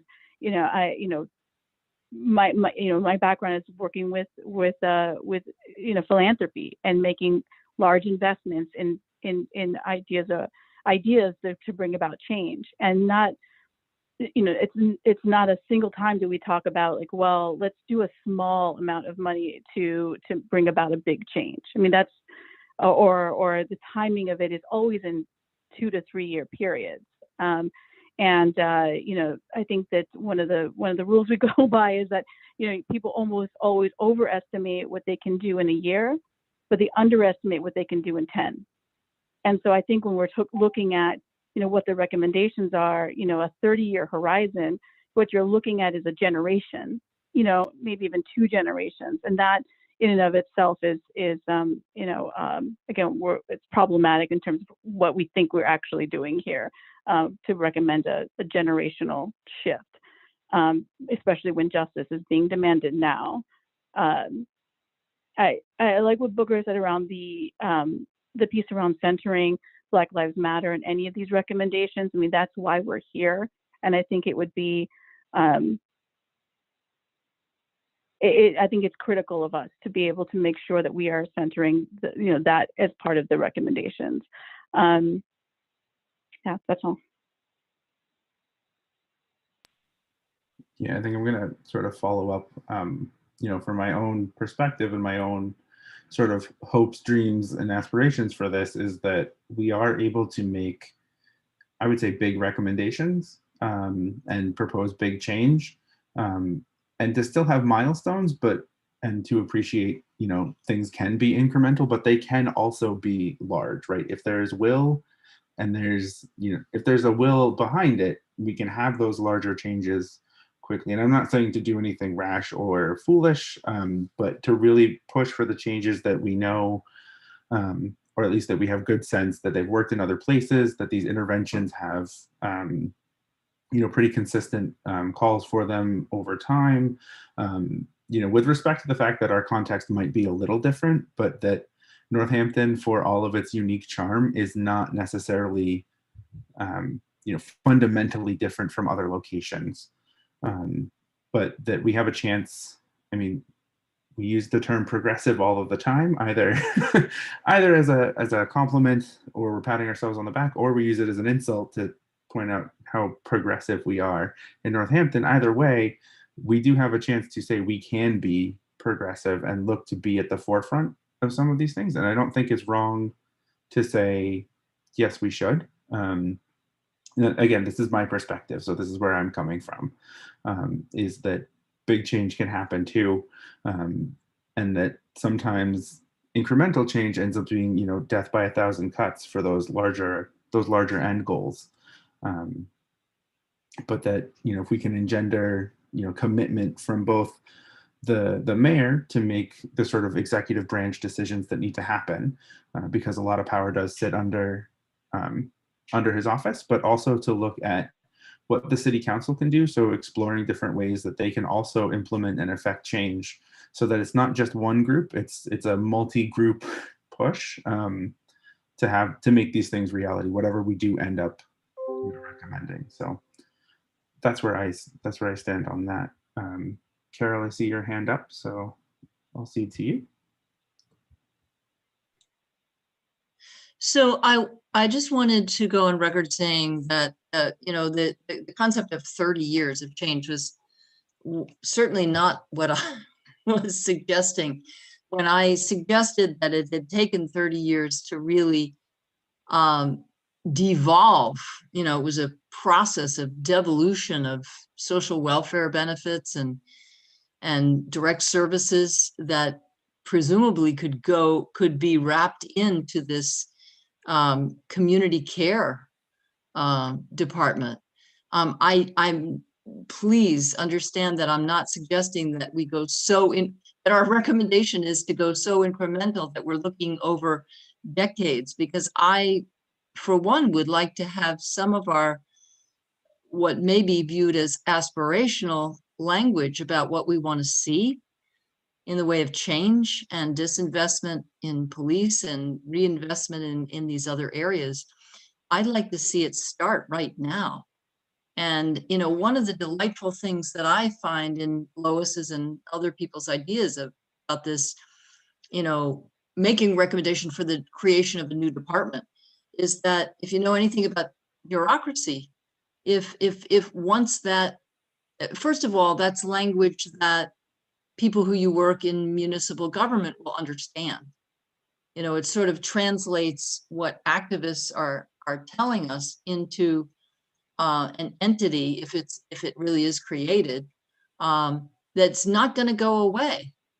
You know, a new department is unlikely, once established, once funded, is not going to go away, and you can shape it from there and build initiatives out of it. So I really kind of like the idea of our considering, and I'm not sure everybody's on board with this yet, you know, considering that beyond what we all end up writing in our respective subcommittees and put it together into the preliminary document, or even the final document, that somewhere in there be a strong recommendation for a creation of a new department, because I think then it sets in motion that we pull some of the city pulls some of the money each year, decides to allocate money that would have gone to police, because I think by default police got to do a lot of these things that I would like to see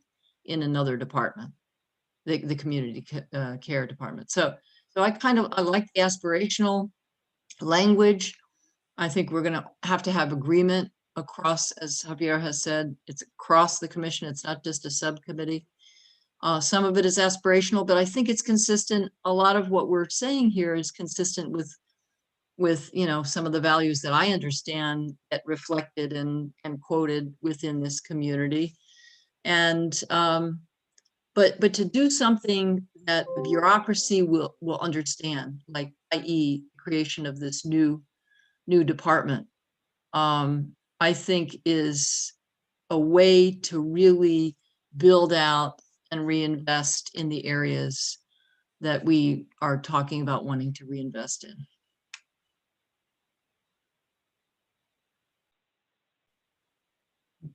Thank you. And then Elizabeth, your hand is up. I don't know if that's a legacy from before or not. Okay. Sorry. No, yeah, sorry. All right.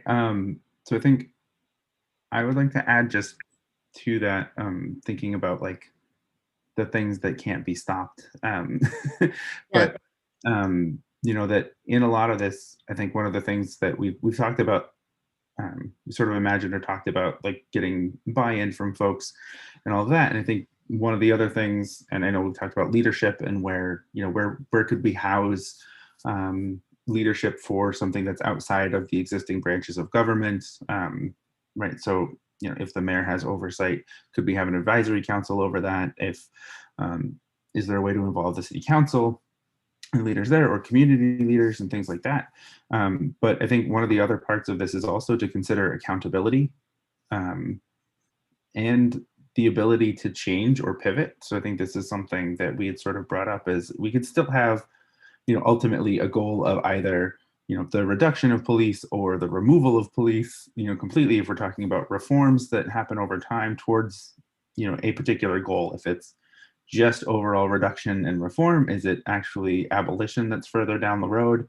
But these goals, but to still build in checkpoints to say after, and I'm not going to go 30 years. I don't think I have the capacity to think about a 30-year plan. But, you know, even if we're talking about, you know, a six month, 1 year, you know, 18-month sort of check-in back, either looking at what exists now, what the context is that we're all living in, the reality. Certain things change abruptly. Thinking about 9 months ago, but there's more to it than that, right? Because if we're looking, you know, we could still establish a process of every couple of years. If you're saying, if we go with this department idea, right? So build it into the foundation of that department, that they reassess what they are currently doing, and does that reach, you know? So I don't think we necessarily have to specify, you know, 30 years or even 20 years, but if we specify the end goal and give them a process by which to review and reiterate, I think that's going to be really helpful. Next is David and then Elizabeth. Yeah. First of all, Carol, thank you for defending yourself. I never heard you say 30 years we were going to stick this out to, so I'm glad you clarified that. You know, probably what I'm going to say is not going to be very popular, but you know, this. First of all, let me say that the document that's been up on the screen and that I reviewed pretty carefully. I was very impressed with the amount of work that went into it. And I personally agreed with nearly 100% of what was in there. Having said that, it in my mind is way beyond what we need for an interim report. I thought an interim report was going to be, you know, 4 or 5 pages. These are the things we're looking at. Here are some ideas we're looking at. And this is the time frame perhaps that it will take to resolve them. I thought that it read like a sociology paper, critique of 21st century post-capitalist America. I agreed with it all. Probably most of you did too. But when this gets out into the broader community, I'm afraid that if we don't limit ourselves and cabin ourselves to the police department, what the police do and what they shouldn't be doing, if we start talking about the need for housing first, for needle exchanges, for food scarcity. But these are all things that we understand are related to the need for police. Yet, I think that if this commission gets into all these related sociological realms, I'm afraid we're going to get written off as just the left-wing kooks that the mayor and city council appointed, and we're going to be one of those commissions that Booker talked about that nothing ever happens with. So I just would think that we should really keep to the task at hand. I thought the introduction was great. This is why we were here, because what we have been doing as a society with policing does not work. It does not work for Black and brown people, particularly, who continue to be murdered by the police. So we have to make those changes and focus on the areas that police do that they don't have to be doing. So that's my 2 cents. I would just strip everything down much more than it is.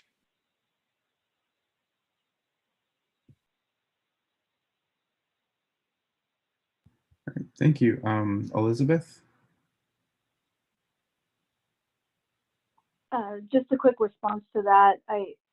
I feel that we keep going back and forth between, you know, stripping stuff down to you know, like as you mentioned, David, around just the police, what they shouldn't be doing, what we alternatives to what we want them to be doing.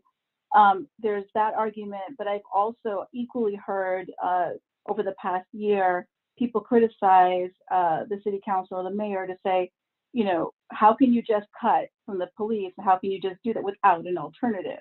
You know, what are the alternatives? And wanting deeper recommendations around what, you know, around mental health and other things. And so I kind of feel like we're in that, you know, catch-22 kind of place. And because I keep hearing it go back and forth, you know, one way or the other. And, you know, along those lines, I just feel like we can't be so concerned about you know, kind of overthinking about what what that particular piece, because it's just, it keeps going back and forth, whether or not there's too much in here, or we just limit to the police and we haven't addressed where the other services go. So I just to point that out. But the other piece I wanted to point out is the discussion around the department. I just have a question around who would this department be responsible to? Who would this department's boss be? And I'm curious about the relationship that we'd be setting up between the mayor, the department, and the mayor's relationship with the police chief. So in that world that we have this city department and a city bureaucracy, I just, again, thinking about the types of bold recommendations I urge that we consider and we put forward. I just don't, city departments are not known for implementing bold things. And so, especially in relation to the mayor and other, kind of institutional pieces. So I'm just wondering, how does a department head implement bold changes when they are, accountable to an elected official, and also, what that elected official's relationship is to the police department. So I guess I'm just want to put that question out there as well.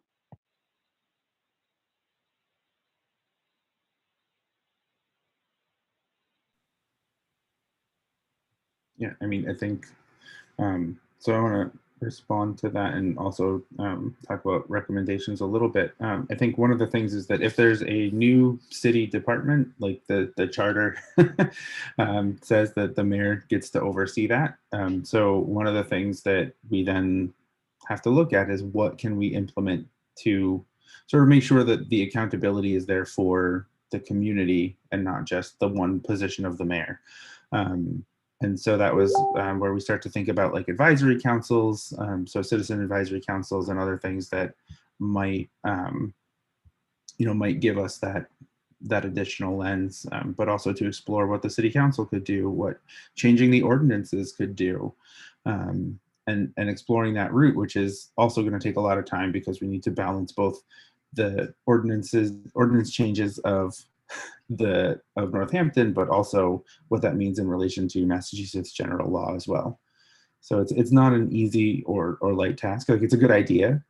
Don't get me wrong, I'm for that idea, but it is going to take a lot to research to find that, and then to be able to make a recommendation that does maximize accountability to the community, not just to one elected official or even several elected officials. But I think that what I did want to respond to, and I appreciate the idea of making smaller recommendations and centering it, but I think we also run into the problem that a lot of the reasons why the police have the footprint that they do have now, I mean, both because we've criminalized poverty, we've criminalized being in a minority group in a lot of different ways, and I don't think this commission is going to have a perfect solution for any of that. But that, when we're saying we want them to do less, they did become the de facto responses. So we do need to have some form of recommendation to say what what happens now. So, if we're saying that the police are no longer who you call because there's someone who's unhoused in a park, right? Which is a perfectly reasonable thing to say. First off, why do you need to call anybody? But assuming that structure still needs to exist, or maybe you want to call because you're concerned about them or about their health, or if we're talking about wellness checks, who performs those when the police aren't involved, all of those things. And I mean, this is a big issue, right? The police have become the sort of locus of a lot of community interventions, and disentangling them is going to be a complex process. I do also appreciate, and this is something that we've heard lots of comment about, is make recommendations that are very clear, crystal clear, that are really, concise. And I'm not sure how to balance all of that myself. And I think we're all sort of struggling with that in some way. So I think it's going to be important that we balance that going forward. in terms of what we recommend or how far we go. And it could be that we have, sort of immediate recommendations and, sort of and beyond that. So immediate recommendations that are just related to the police department within itself and the structure, its footprint, and then the direct services that are related, but then the broader concerns as well. It could be that we have minority and majority reports, although that's not really my preference, but that could be another structure as well. If we can't come to consensus ourselves. So I think there's room for discussion about what the scope is of what we're doing as well.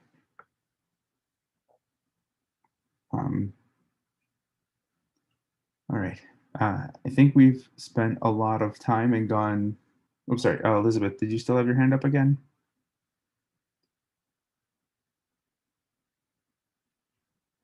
Oh, okay. So I think we've talked a lot about across the different committees or the subcommittees as well, even though this was primarily for or related to the alternatives. But just to give everyone a chance to speak, do we have updates from the Policies and Services Committee or the, well, I guess we'll start with Policies and Services and then go to Spending and Contracts. We'll just keep it all alphabetical. I suppose I could start to summarize for the Policies and Services. We as a committee agreed that I would sort of get us started with the talking up for our committee, but that I wouldn't speak for everybody because sometimes I may not fully recall or emphasize where people stand. But we did meet in the last week, and as we indicated in a previous meeting, we had tasked, each of us had agreed to sort of take a different bite of the apple, so to speak, the apple being existing policies and services offered by Northampton Police.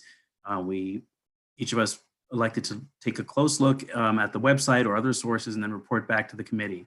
And so we had a meeting where we talked about, the one I did was the school resource officers, but others in the committee spoke to traffic, spoke to the mental health services, spoke to housing, spoke to domestic violence, spoke as well to addressing sexual assault.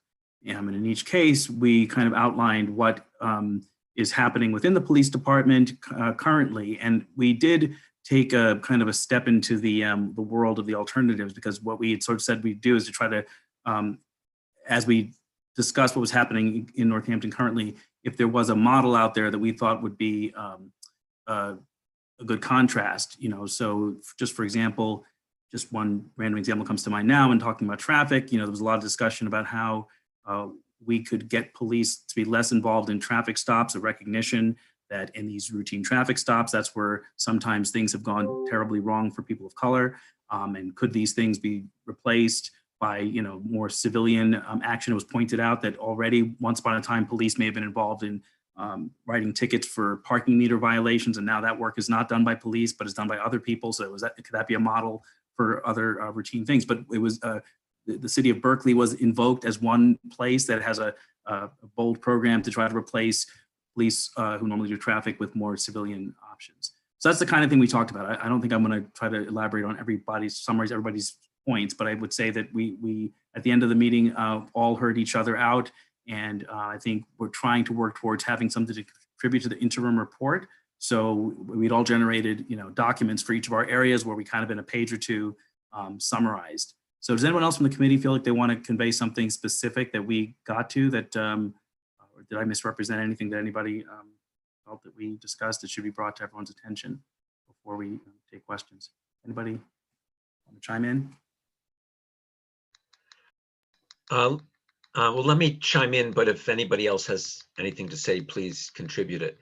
I just want to say we started off by focusing on policies, and there are a couple of policy areas that we want to pursue further, but we've moved on from that, feeling like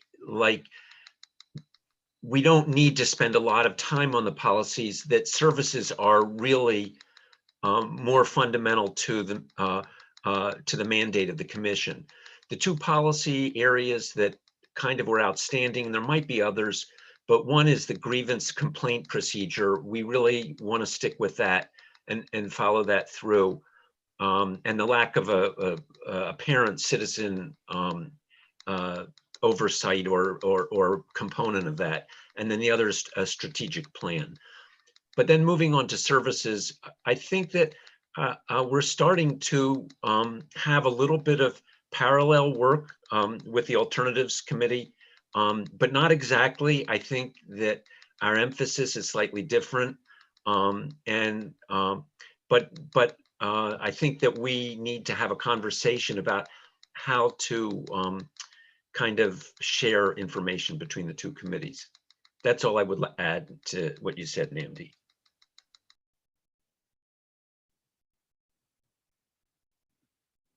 Anybody else from our subcommittee want to share something that you think that would be of value to the whole commission? And you know, just I'm thinking just what popped into my head. I'll throw out there because I'm seeing Lois and I'm remembering that in the commission meeting when I was going over the school resource officer information, that's just as one example. You know, I began by pointing out that I learned in that process that the existing law in Massachusetts requires chiefs of police to appoint a school resource officer in most school districts. I didn't know that was the case, and I went through the history of kind of what had happened in Northampton, both with appointing the officer that we had in the schools and how that person was removed, both by a vote of this school committee, but also because of the budget cuts. But in any event, Lois pointed out that there's active legislation that is trying to reform that particular rule. And so that it sort of has gone back and forth on the governor's desk. But the basic issue is the question of, is it a requirement? Does the state require us to have school resource officers? Currently, it's written that it is required, but that's been actively challenged, and it's likely that it will be overturned. So it then becomes a choice of any given district whether they want a school resource officer or not. But I think the work of our commission is trying to understand what's sort of baked in, what are the existing policies, procedures that we can't navigate around, what you know, kind of what's the status of these things. And that the school resource officer is one example, but Nick went through the mental health, you know, kind of what's existing currently in Northampton, kind of what training is currently going on, how are they handling things, you know, in the present. We did the same for domestic violence and other kinds of things. But I think where we see as uncharted territory now, or that we'd like to get definitely deeper into, would be what Nick outlined about grievances and also about citizen accountability. I mean, I think those are two issues. But does anybody else feel like from our commission want to highlight something that you feel like we covered that would be useful for other people to hear?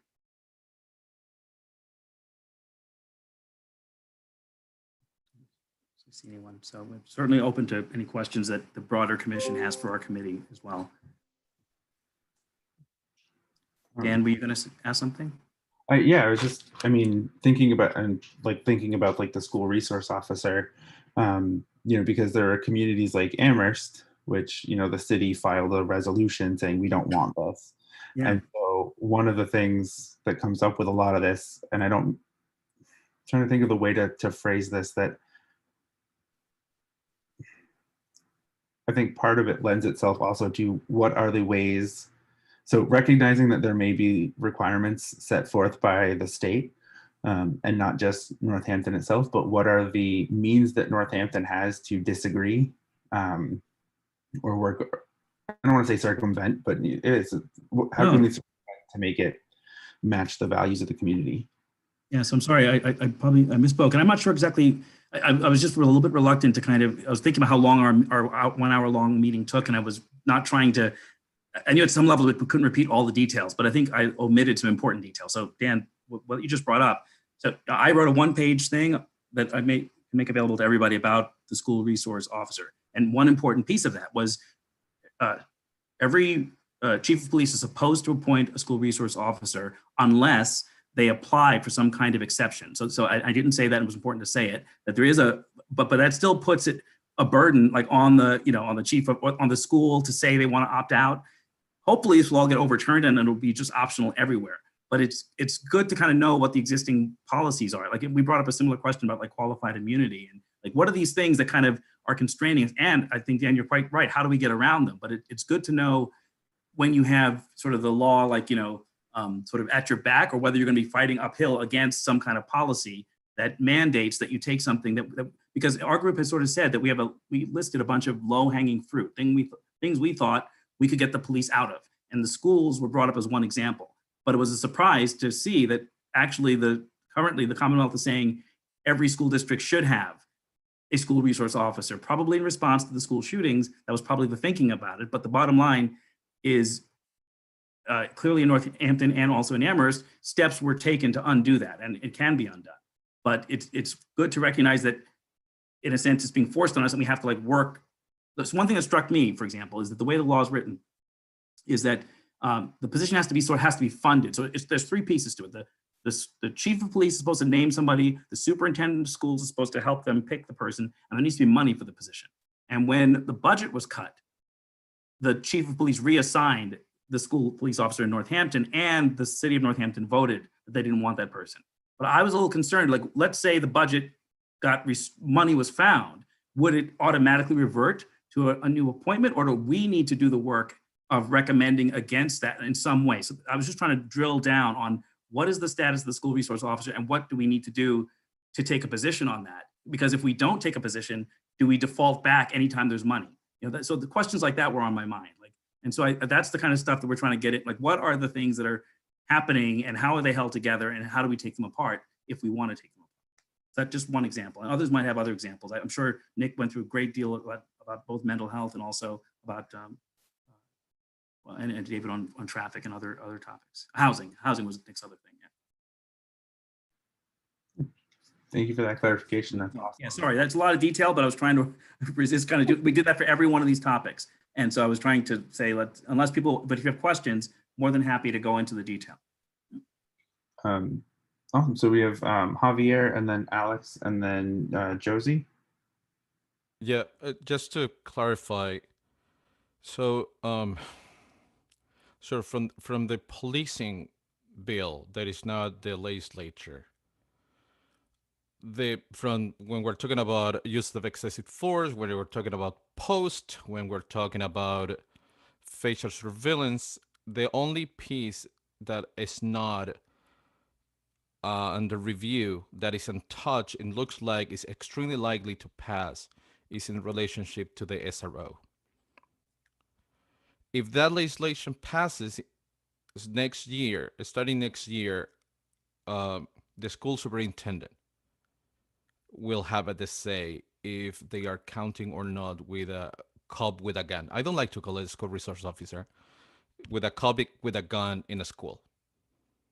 So, I mean, that's the kind of conversation that maybe you guys want to wait a little bit and have it the first week of January, because to try to avoid a pocket veto, the legislator has to get things done by the 26th of this month. So just sort of giving that piece of information. Thank you. All right, thank you. Alex and then Josie. Yeah, so I think there is some overlap between the committees, and I appreciate hearing where those places are. And I encourage each committee, if you find overlap during your upcoming scheduled committees, to comment, say, on the draft that we sent, and send those to us as a committee, because you're able to do that when you're in a meeting. So that's one way where we can have some communication and some information going back and forth.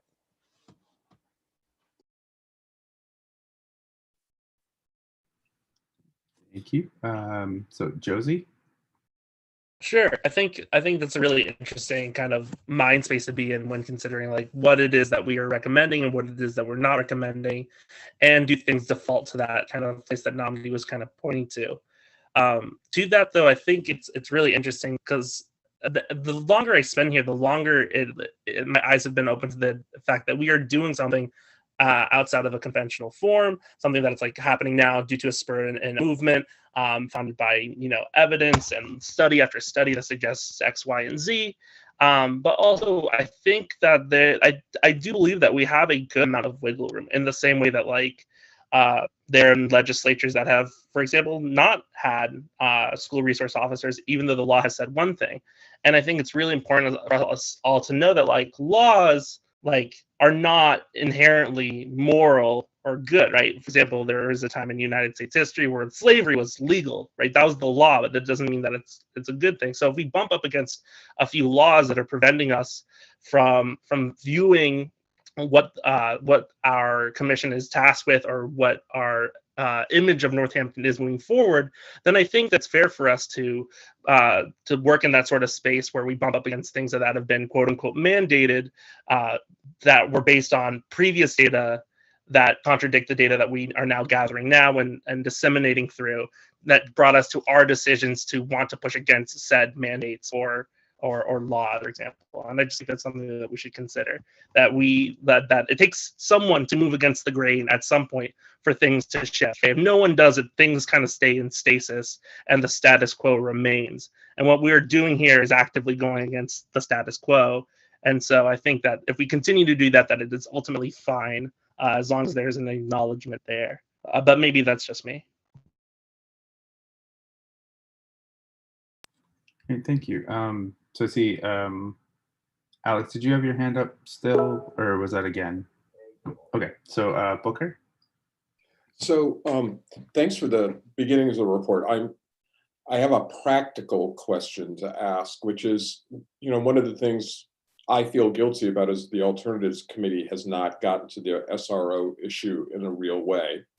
I guess what I want to ask is, can we leave it to your committee to continue to pursue that?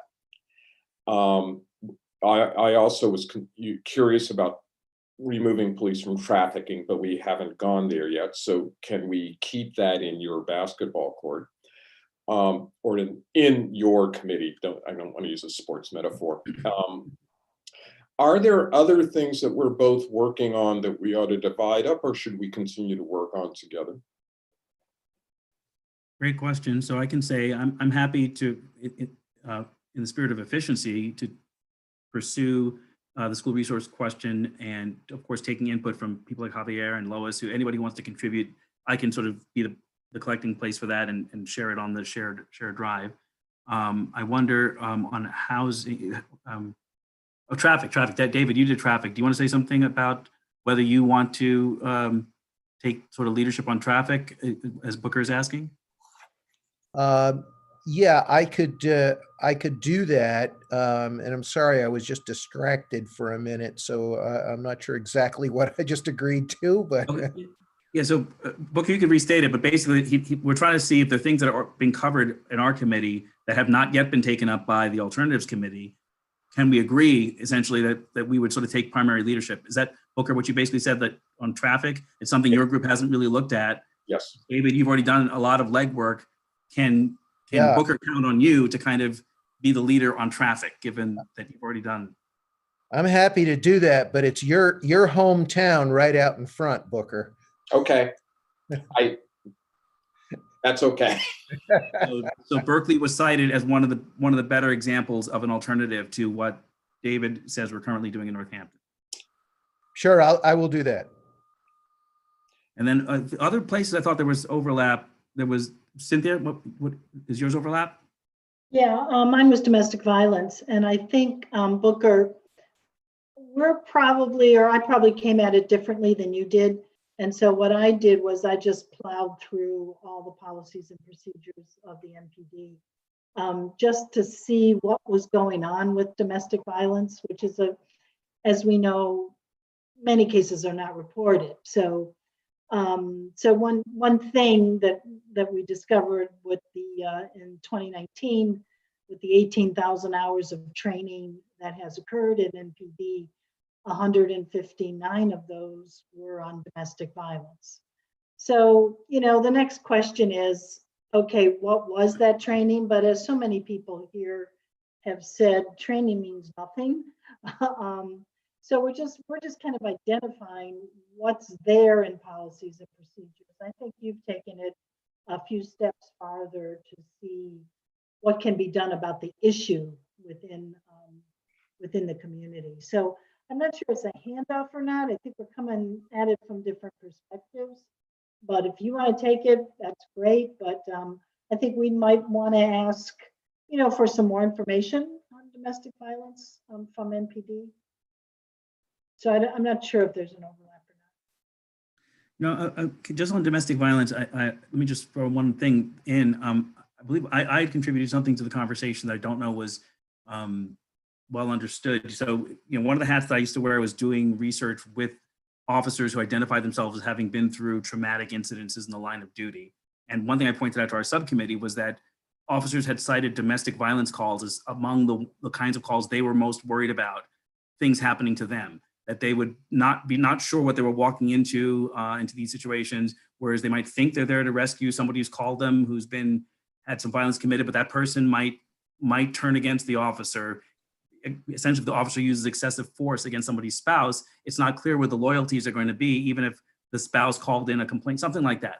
I just want to point out that these situations may be ones that, among the many we look at like which ones, if we can get an armed person, police may be relieved to find themselves not put in those situations if there are alternatives. And in our commission, we talked a lot about both for domestic violence and sexual assault. Can we imagine responding to those kinds of calls without an armed person being the person who shows up? I think there was a real discussion on both of those matters of is this really a situation that, in most common situations, would we need that? Would that escalate or not? So I don't know that we got to the specific alternatives. I think we thought of the alternatives committee as being the place for that. But I think we began to kind of ponder what is the role of the police officer, given the policies that Cynthia laid out. Nick? Nick and then Booker. Booker, do you want to go first? I want to, let me just say real quickly, Booker, I feel like you've opened the door to some horse trading and an exchange on who's going to do what. And I think it's really facilitative. So when we got to housing, I feel like you guys are doing the heavy lifting on housing, and that I'm going to pay attention to what you're doing on housing, but I feel like you guys have the handle on that. I heard Pam Schwartz's presentation. It was very, very informative. And then mental health, I feel crosses both subcommittees, and I'm glad to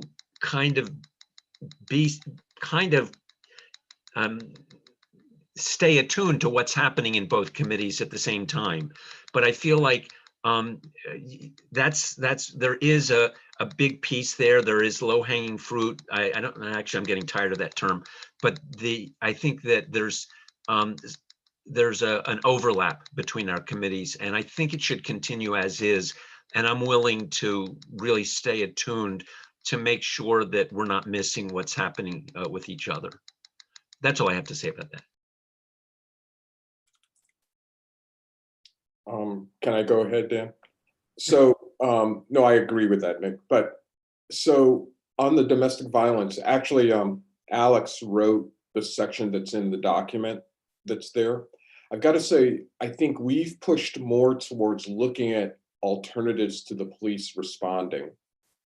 We have not looked at what are the police doing at the moment.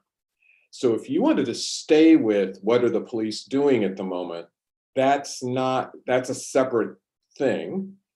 I think we're more looking at the current way of treatment and also looking at expanding. There are other kinds of treatment out there that are not really being utilized so much anymore. We're getting some advice from some other individuals in the community. So if you kept with looking at how the police policies are about it, that's actually not, I have the assumption that it would be better if the police were not involved.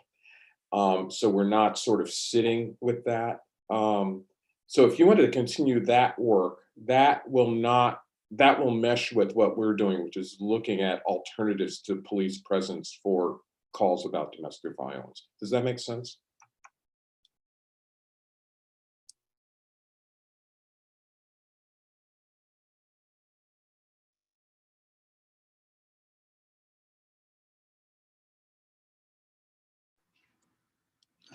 So I don't know if anyone wants to respond specifically to that.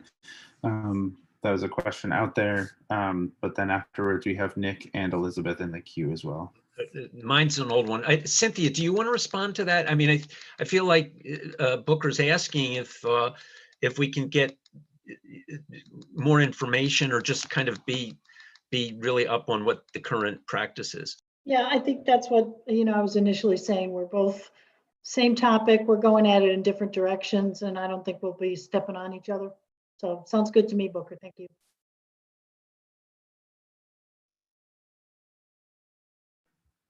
Okay, and Elizabeth? Yeah, no, that sounds good. I think partly also this exploration around the policies piece, the current policies, is also about really uncovering some of the arguments that are made around, for the police and for the robustness of a police department in Northampton. Oftentimes it's just, things like domestic violence or sexual assault. Things like that feel very visceral are some of the arguments as to why we can't be without police, can't be without the type of department we currently have. And so part of this investigation is really to try to, put some, the data and facts to that argument around, what the current policy actually is. And, as we've discovered with, for rape and sexual assault, the policy is very vague and allows for a lot of variation, which is why people have experienced a wide variety of response from the police in this manner. And so, and also as Cynthia said, the amount of training that actually is devoted to any one of these pieces we've discovered is either non-existent or paltry. Along the same lines as people are talking about police being skilled at de-escalating. We've heard that a lot during these meetings. And when you look at the actual amount of hours they spend on training for de-escalation, your average peer counselor at a high school probably has more hours of training and de-escalation than this department is getting. So, I think it is important to put the facts at hand, what we have out there. So part of this, I think it could help with the alternatives. I think that there's, there's a lot of good information out there about what alternatives are, and the subcommittee is doing a great job with that as well. But part of this exploration around policy is to really just uncover the reality of what the police are what they actually know, what they're actually doing, and how they talk about what they're doing.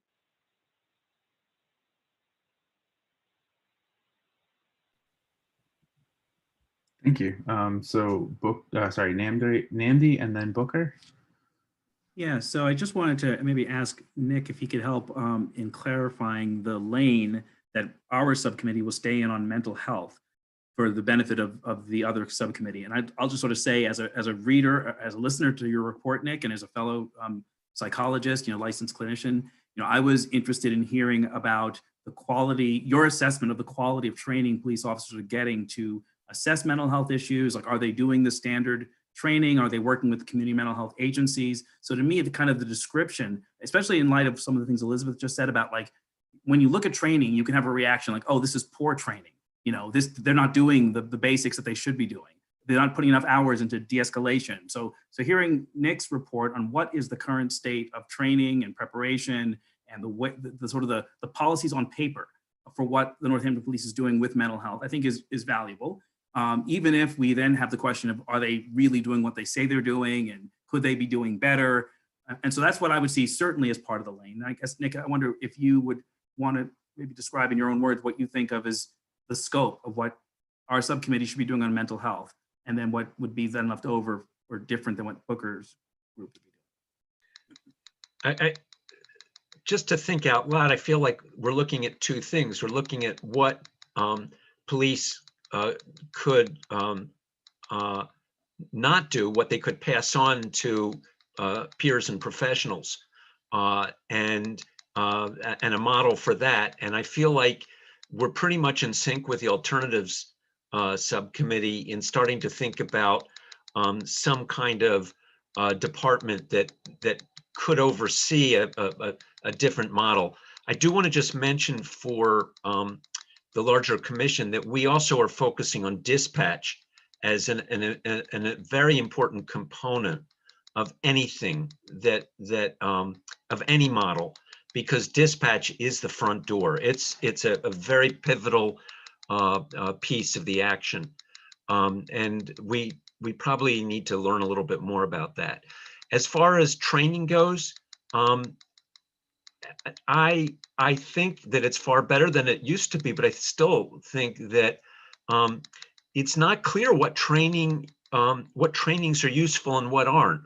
And I'm interested in looking into that more, but I think that they're doing some very good trainings, but some of the trainings may not be that useful. And I don't know what other police departments are doing. I know they could use more, but they are trying. They've shifted, they've added things, they're moving in a direction of having a more responsive, a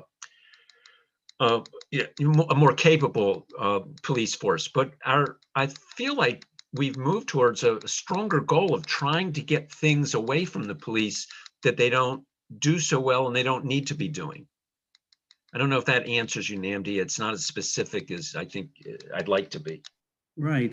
Yeah, and maybe Booker, on your end, since you're the next person in your, if you can help us to see what you've been doing on mental health, that would maybe also help us kind of stay in our lane so we don't over step on your toes. I'll be, from my view, and all of this is coming from my view, what I'm saying, I think we're just assuming we don't want police in the room. And so we're sort of looking at what's a different way of delivering mental health services. And I totally agree with what Nick just said. In order to do that, 911 has to work as a triage for who needs to be in the room with this person who's in trouble. Because at the moment, it's the police are there with or without mental health professionals. So that's the most important thing. I don't think our committee has been quite so concerned with what are the police doing and how are they doing it. And I think if you guys kept that, I think we don't need to do what we were thinking of doing, which is asking the police to come talk to us about what they're doing and how they think they are doing with it. And I guess that's something we can process if we find out. Can I just ask one more question though about, are you looking at substance abuse treatment services being offered by the police? Because that came up today in our meeting. We haven't talked about it, and I'm about to write a section to sort of start thinking about alternatives to that. But is that something that your committee is working on or looking at? Well, I was assigned the mental health piece, and I'm not viewing mental health as just mental health. It's behavioral health, and the DART team is in the policies, and it's in several places on the website, and it is part of the behavioral health response. And we know that substance use and mental health issues often coexist. So yes, the answer is yes. Okay. Did I answer your question, Namdi? Okay. And then Javier. Thanks. I'm a little confused here. So I asked Namdi a couple of meetings ago, I don't remember, if you guys were doing alternatives. And I was told no. And now this. So I'm super confused now with this. Also, I think, Booker, that as a subcommittee, we need to talk about what things are we going to be doing or not, and rather than telling them, no, you do this or that. I think it's a subcommittee decision. I was being honest with you. I was looking forward to working some of the things that you want to pass to the other subcommittees. So I think we're talking too much in a casual way about something that has to be more thoughtfully plan, even more because of what each subcommittee was charged with. I don't know. As I said, I'm extremely confused. I would like to understand a little more if what's going on.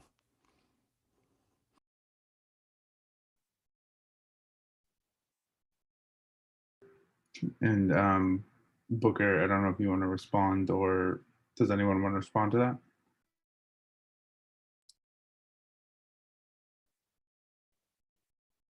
I think what Javier says makes perfect sense, and I think I was a little too casual in my comments.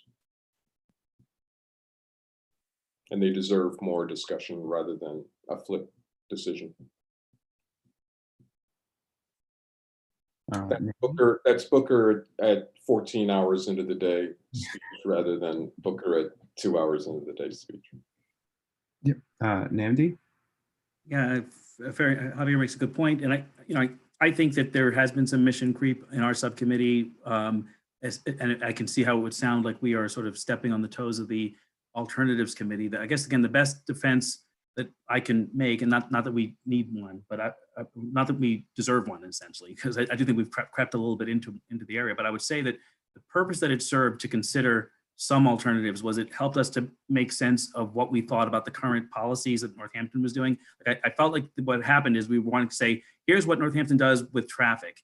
And in order to understand whether that is state of the art, good, there was a need to kind of say, well, they could be doing this, but it was what we didn't try to cover everything else they could be doing. But I think everybody who was presenting felt they wanted to talk about some kind of alternative, really just as a way to kind of put the current practices into some kind of context. But I agree that it's confusing, and it sounds like it overlaps with the alternatives committee. And so that, I just want to acknowledge that. And I don't know what other people in our committee or outside would say to that, about like how you would justify why we're talking at all about alternatives on our committee. I'm not sure how else we would explain it. Nick, go ahead.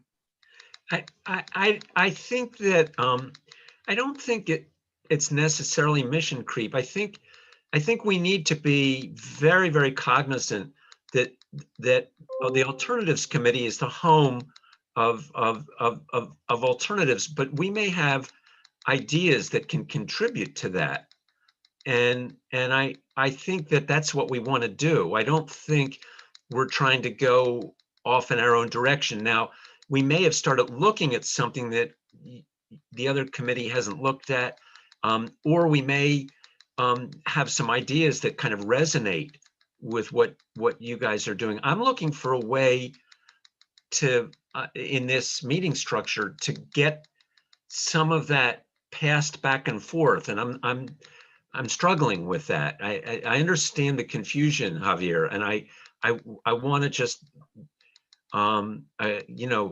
there is an overlap. It's not, what we're doing isn't completely distinct from each other, but we're trying to look at the current activities of the police, but that kind of naturally brings up, geez, does it have to be this way? And so that ideas are coming up in our committee in that area. I'm not sure the best way to interface the two committees.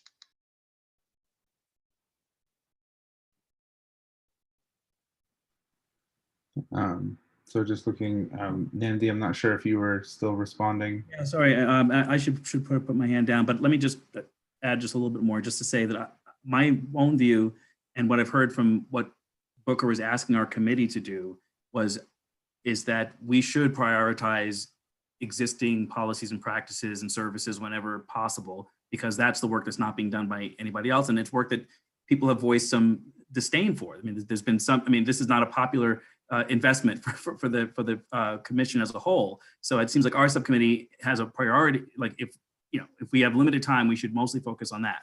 But it does seem to be that we find ourselves, just for example, when we talked about the school resource officer, and we got to the place like, oh, it seems like the school resource officers are not really doing anything else other than providing sort of mental health counseling. Then the next thought was, well, maybe we should replace them with a mental health counseling service. So it seems like somehow we get to the place where we critique the existing services, and then somehow the natural thing is to start to talk about alternatives. But I do think we should try to keep ourselves somewhat disciplined, that our main mission is to focus on the policies and services.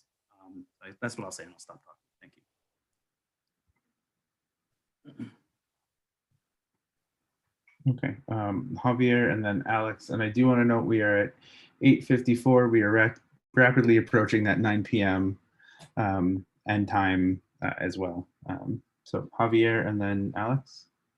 Yeah, I mean, my use of the word confused is to point out to the fact that I asked in past meetings if you guys were moving to alternative policing, and I was told no.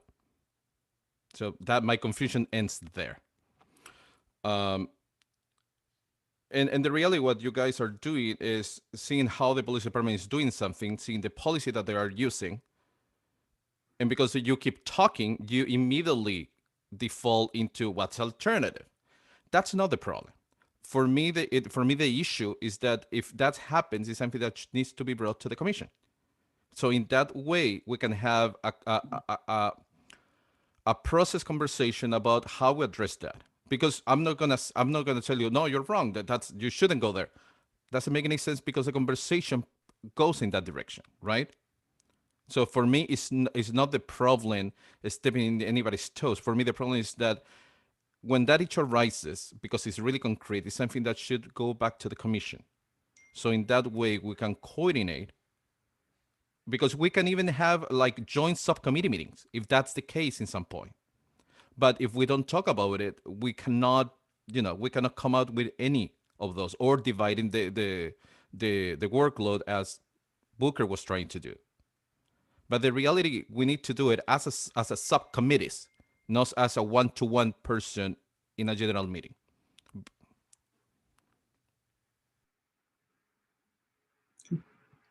Alex?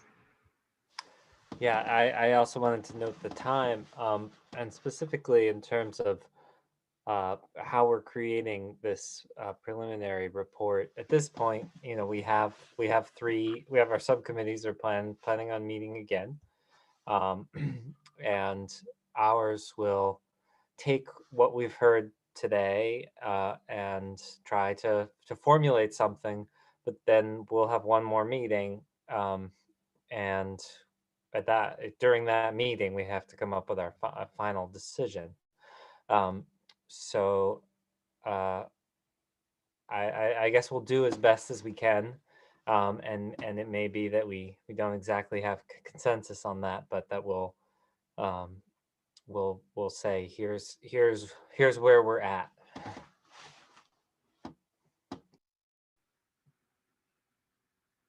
That sounds good to me. I'm looking at the agenda that we have. There's still a couple of items, and we haven't heard from the spending and contracts. Are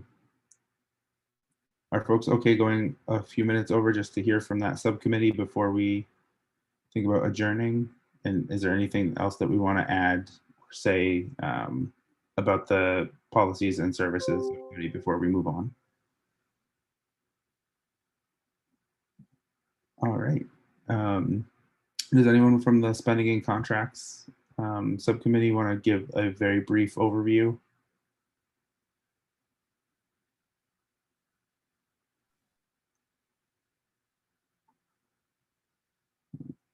Okay, I guess I'll do a really quick one then.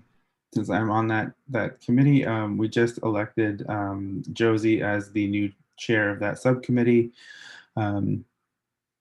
We are a little bit in a holding pattern. We've made a bunch of data requests, and we've got some of that information back from the city about sort of how the city allocates its funds, and what the police are paid. Still sort of aggregating that over time, but we've looked at sort of comparing how the police have been funded in comparison to other groups. So like what % their budgets have increased over time, and seen that the police department's budget has increased about 40% over the past 10 years, which is a pretty sizable amount. Other budgets they've also increased in other aspects. Some have even seen negative, like the Forbes Library, but that might be related to specific events and construction rather than general funding. So we're looking to clarify that a little bit. We did start looking at the police response for their time and how they account for their time in so looking at calls that come in, but also how the police report how much time they spent on those calls. At the current report for 2019, so the last like fully closed year, looks like the police accounted for about 3,100 hours in call work, which leaves about 120,000 hours of 60 people at 40 hours a week for full-time employment. So we're still looking, and we've asked for some clarification about what else people do so that we can sort of get an understanding both of what the footprint is of the police, but also what the cost is associated with that, right? So how much money is the city spending on these different activities?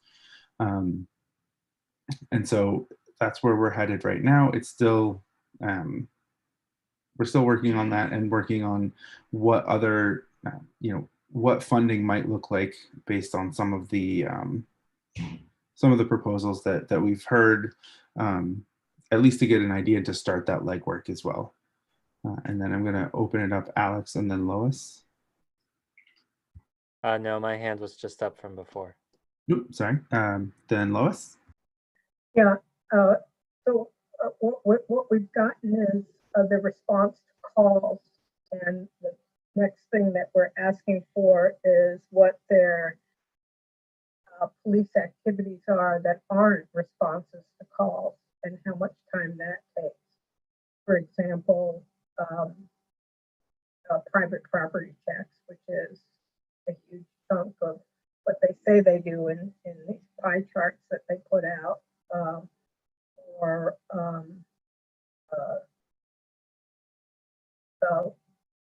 self-initiated suspicious activities, or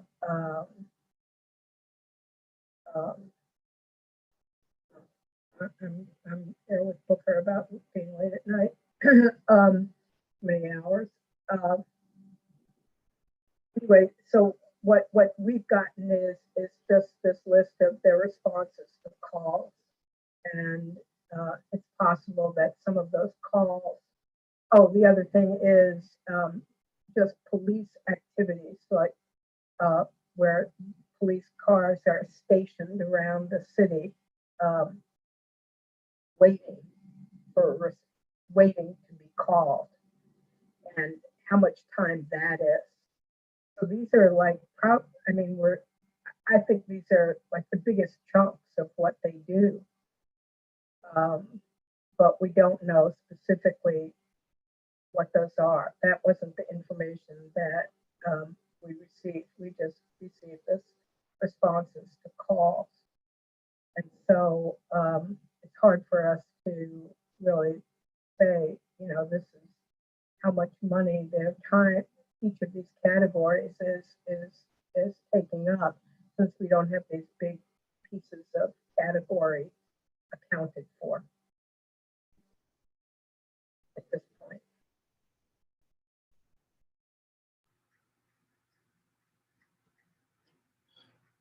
All right. Are there any other comments, questions on that?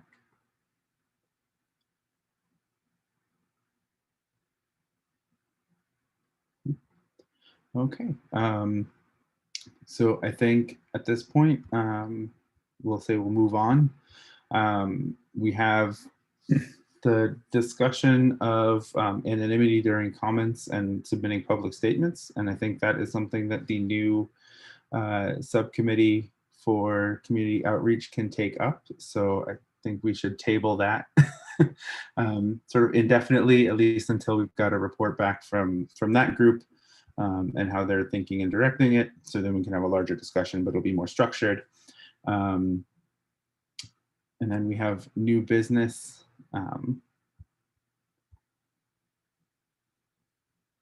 Not sure that, do we have any announcements for new business?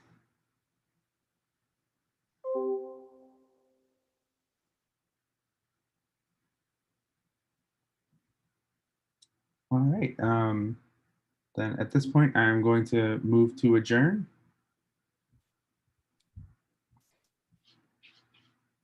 Anybody want to second that? Second. Awesome. Any discussion on that? Awesome. Noah, can you give us a roll call? Yes. Lois? Elizabeth? Yes. Booker? I think Booker stepped out already. Dan? Yes. Nick? Yes. David? Yes. Alex? Yes.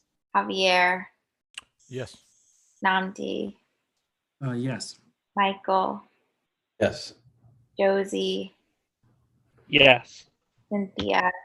Yes. And Carol. Yes. Awesome. Motion to adjourn is approved. Good Great. night, everyone. Everybody, have a good night.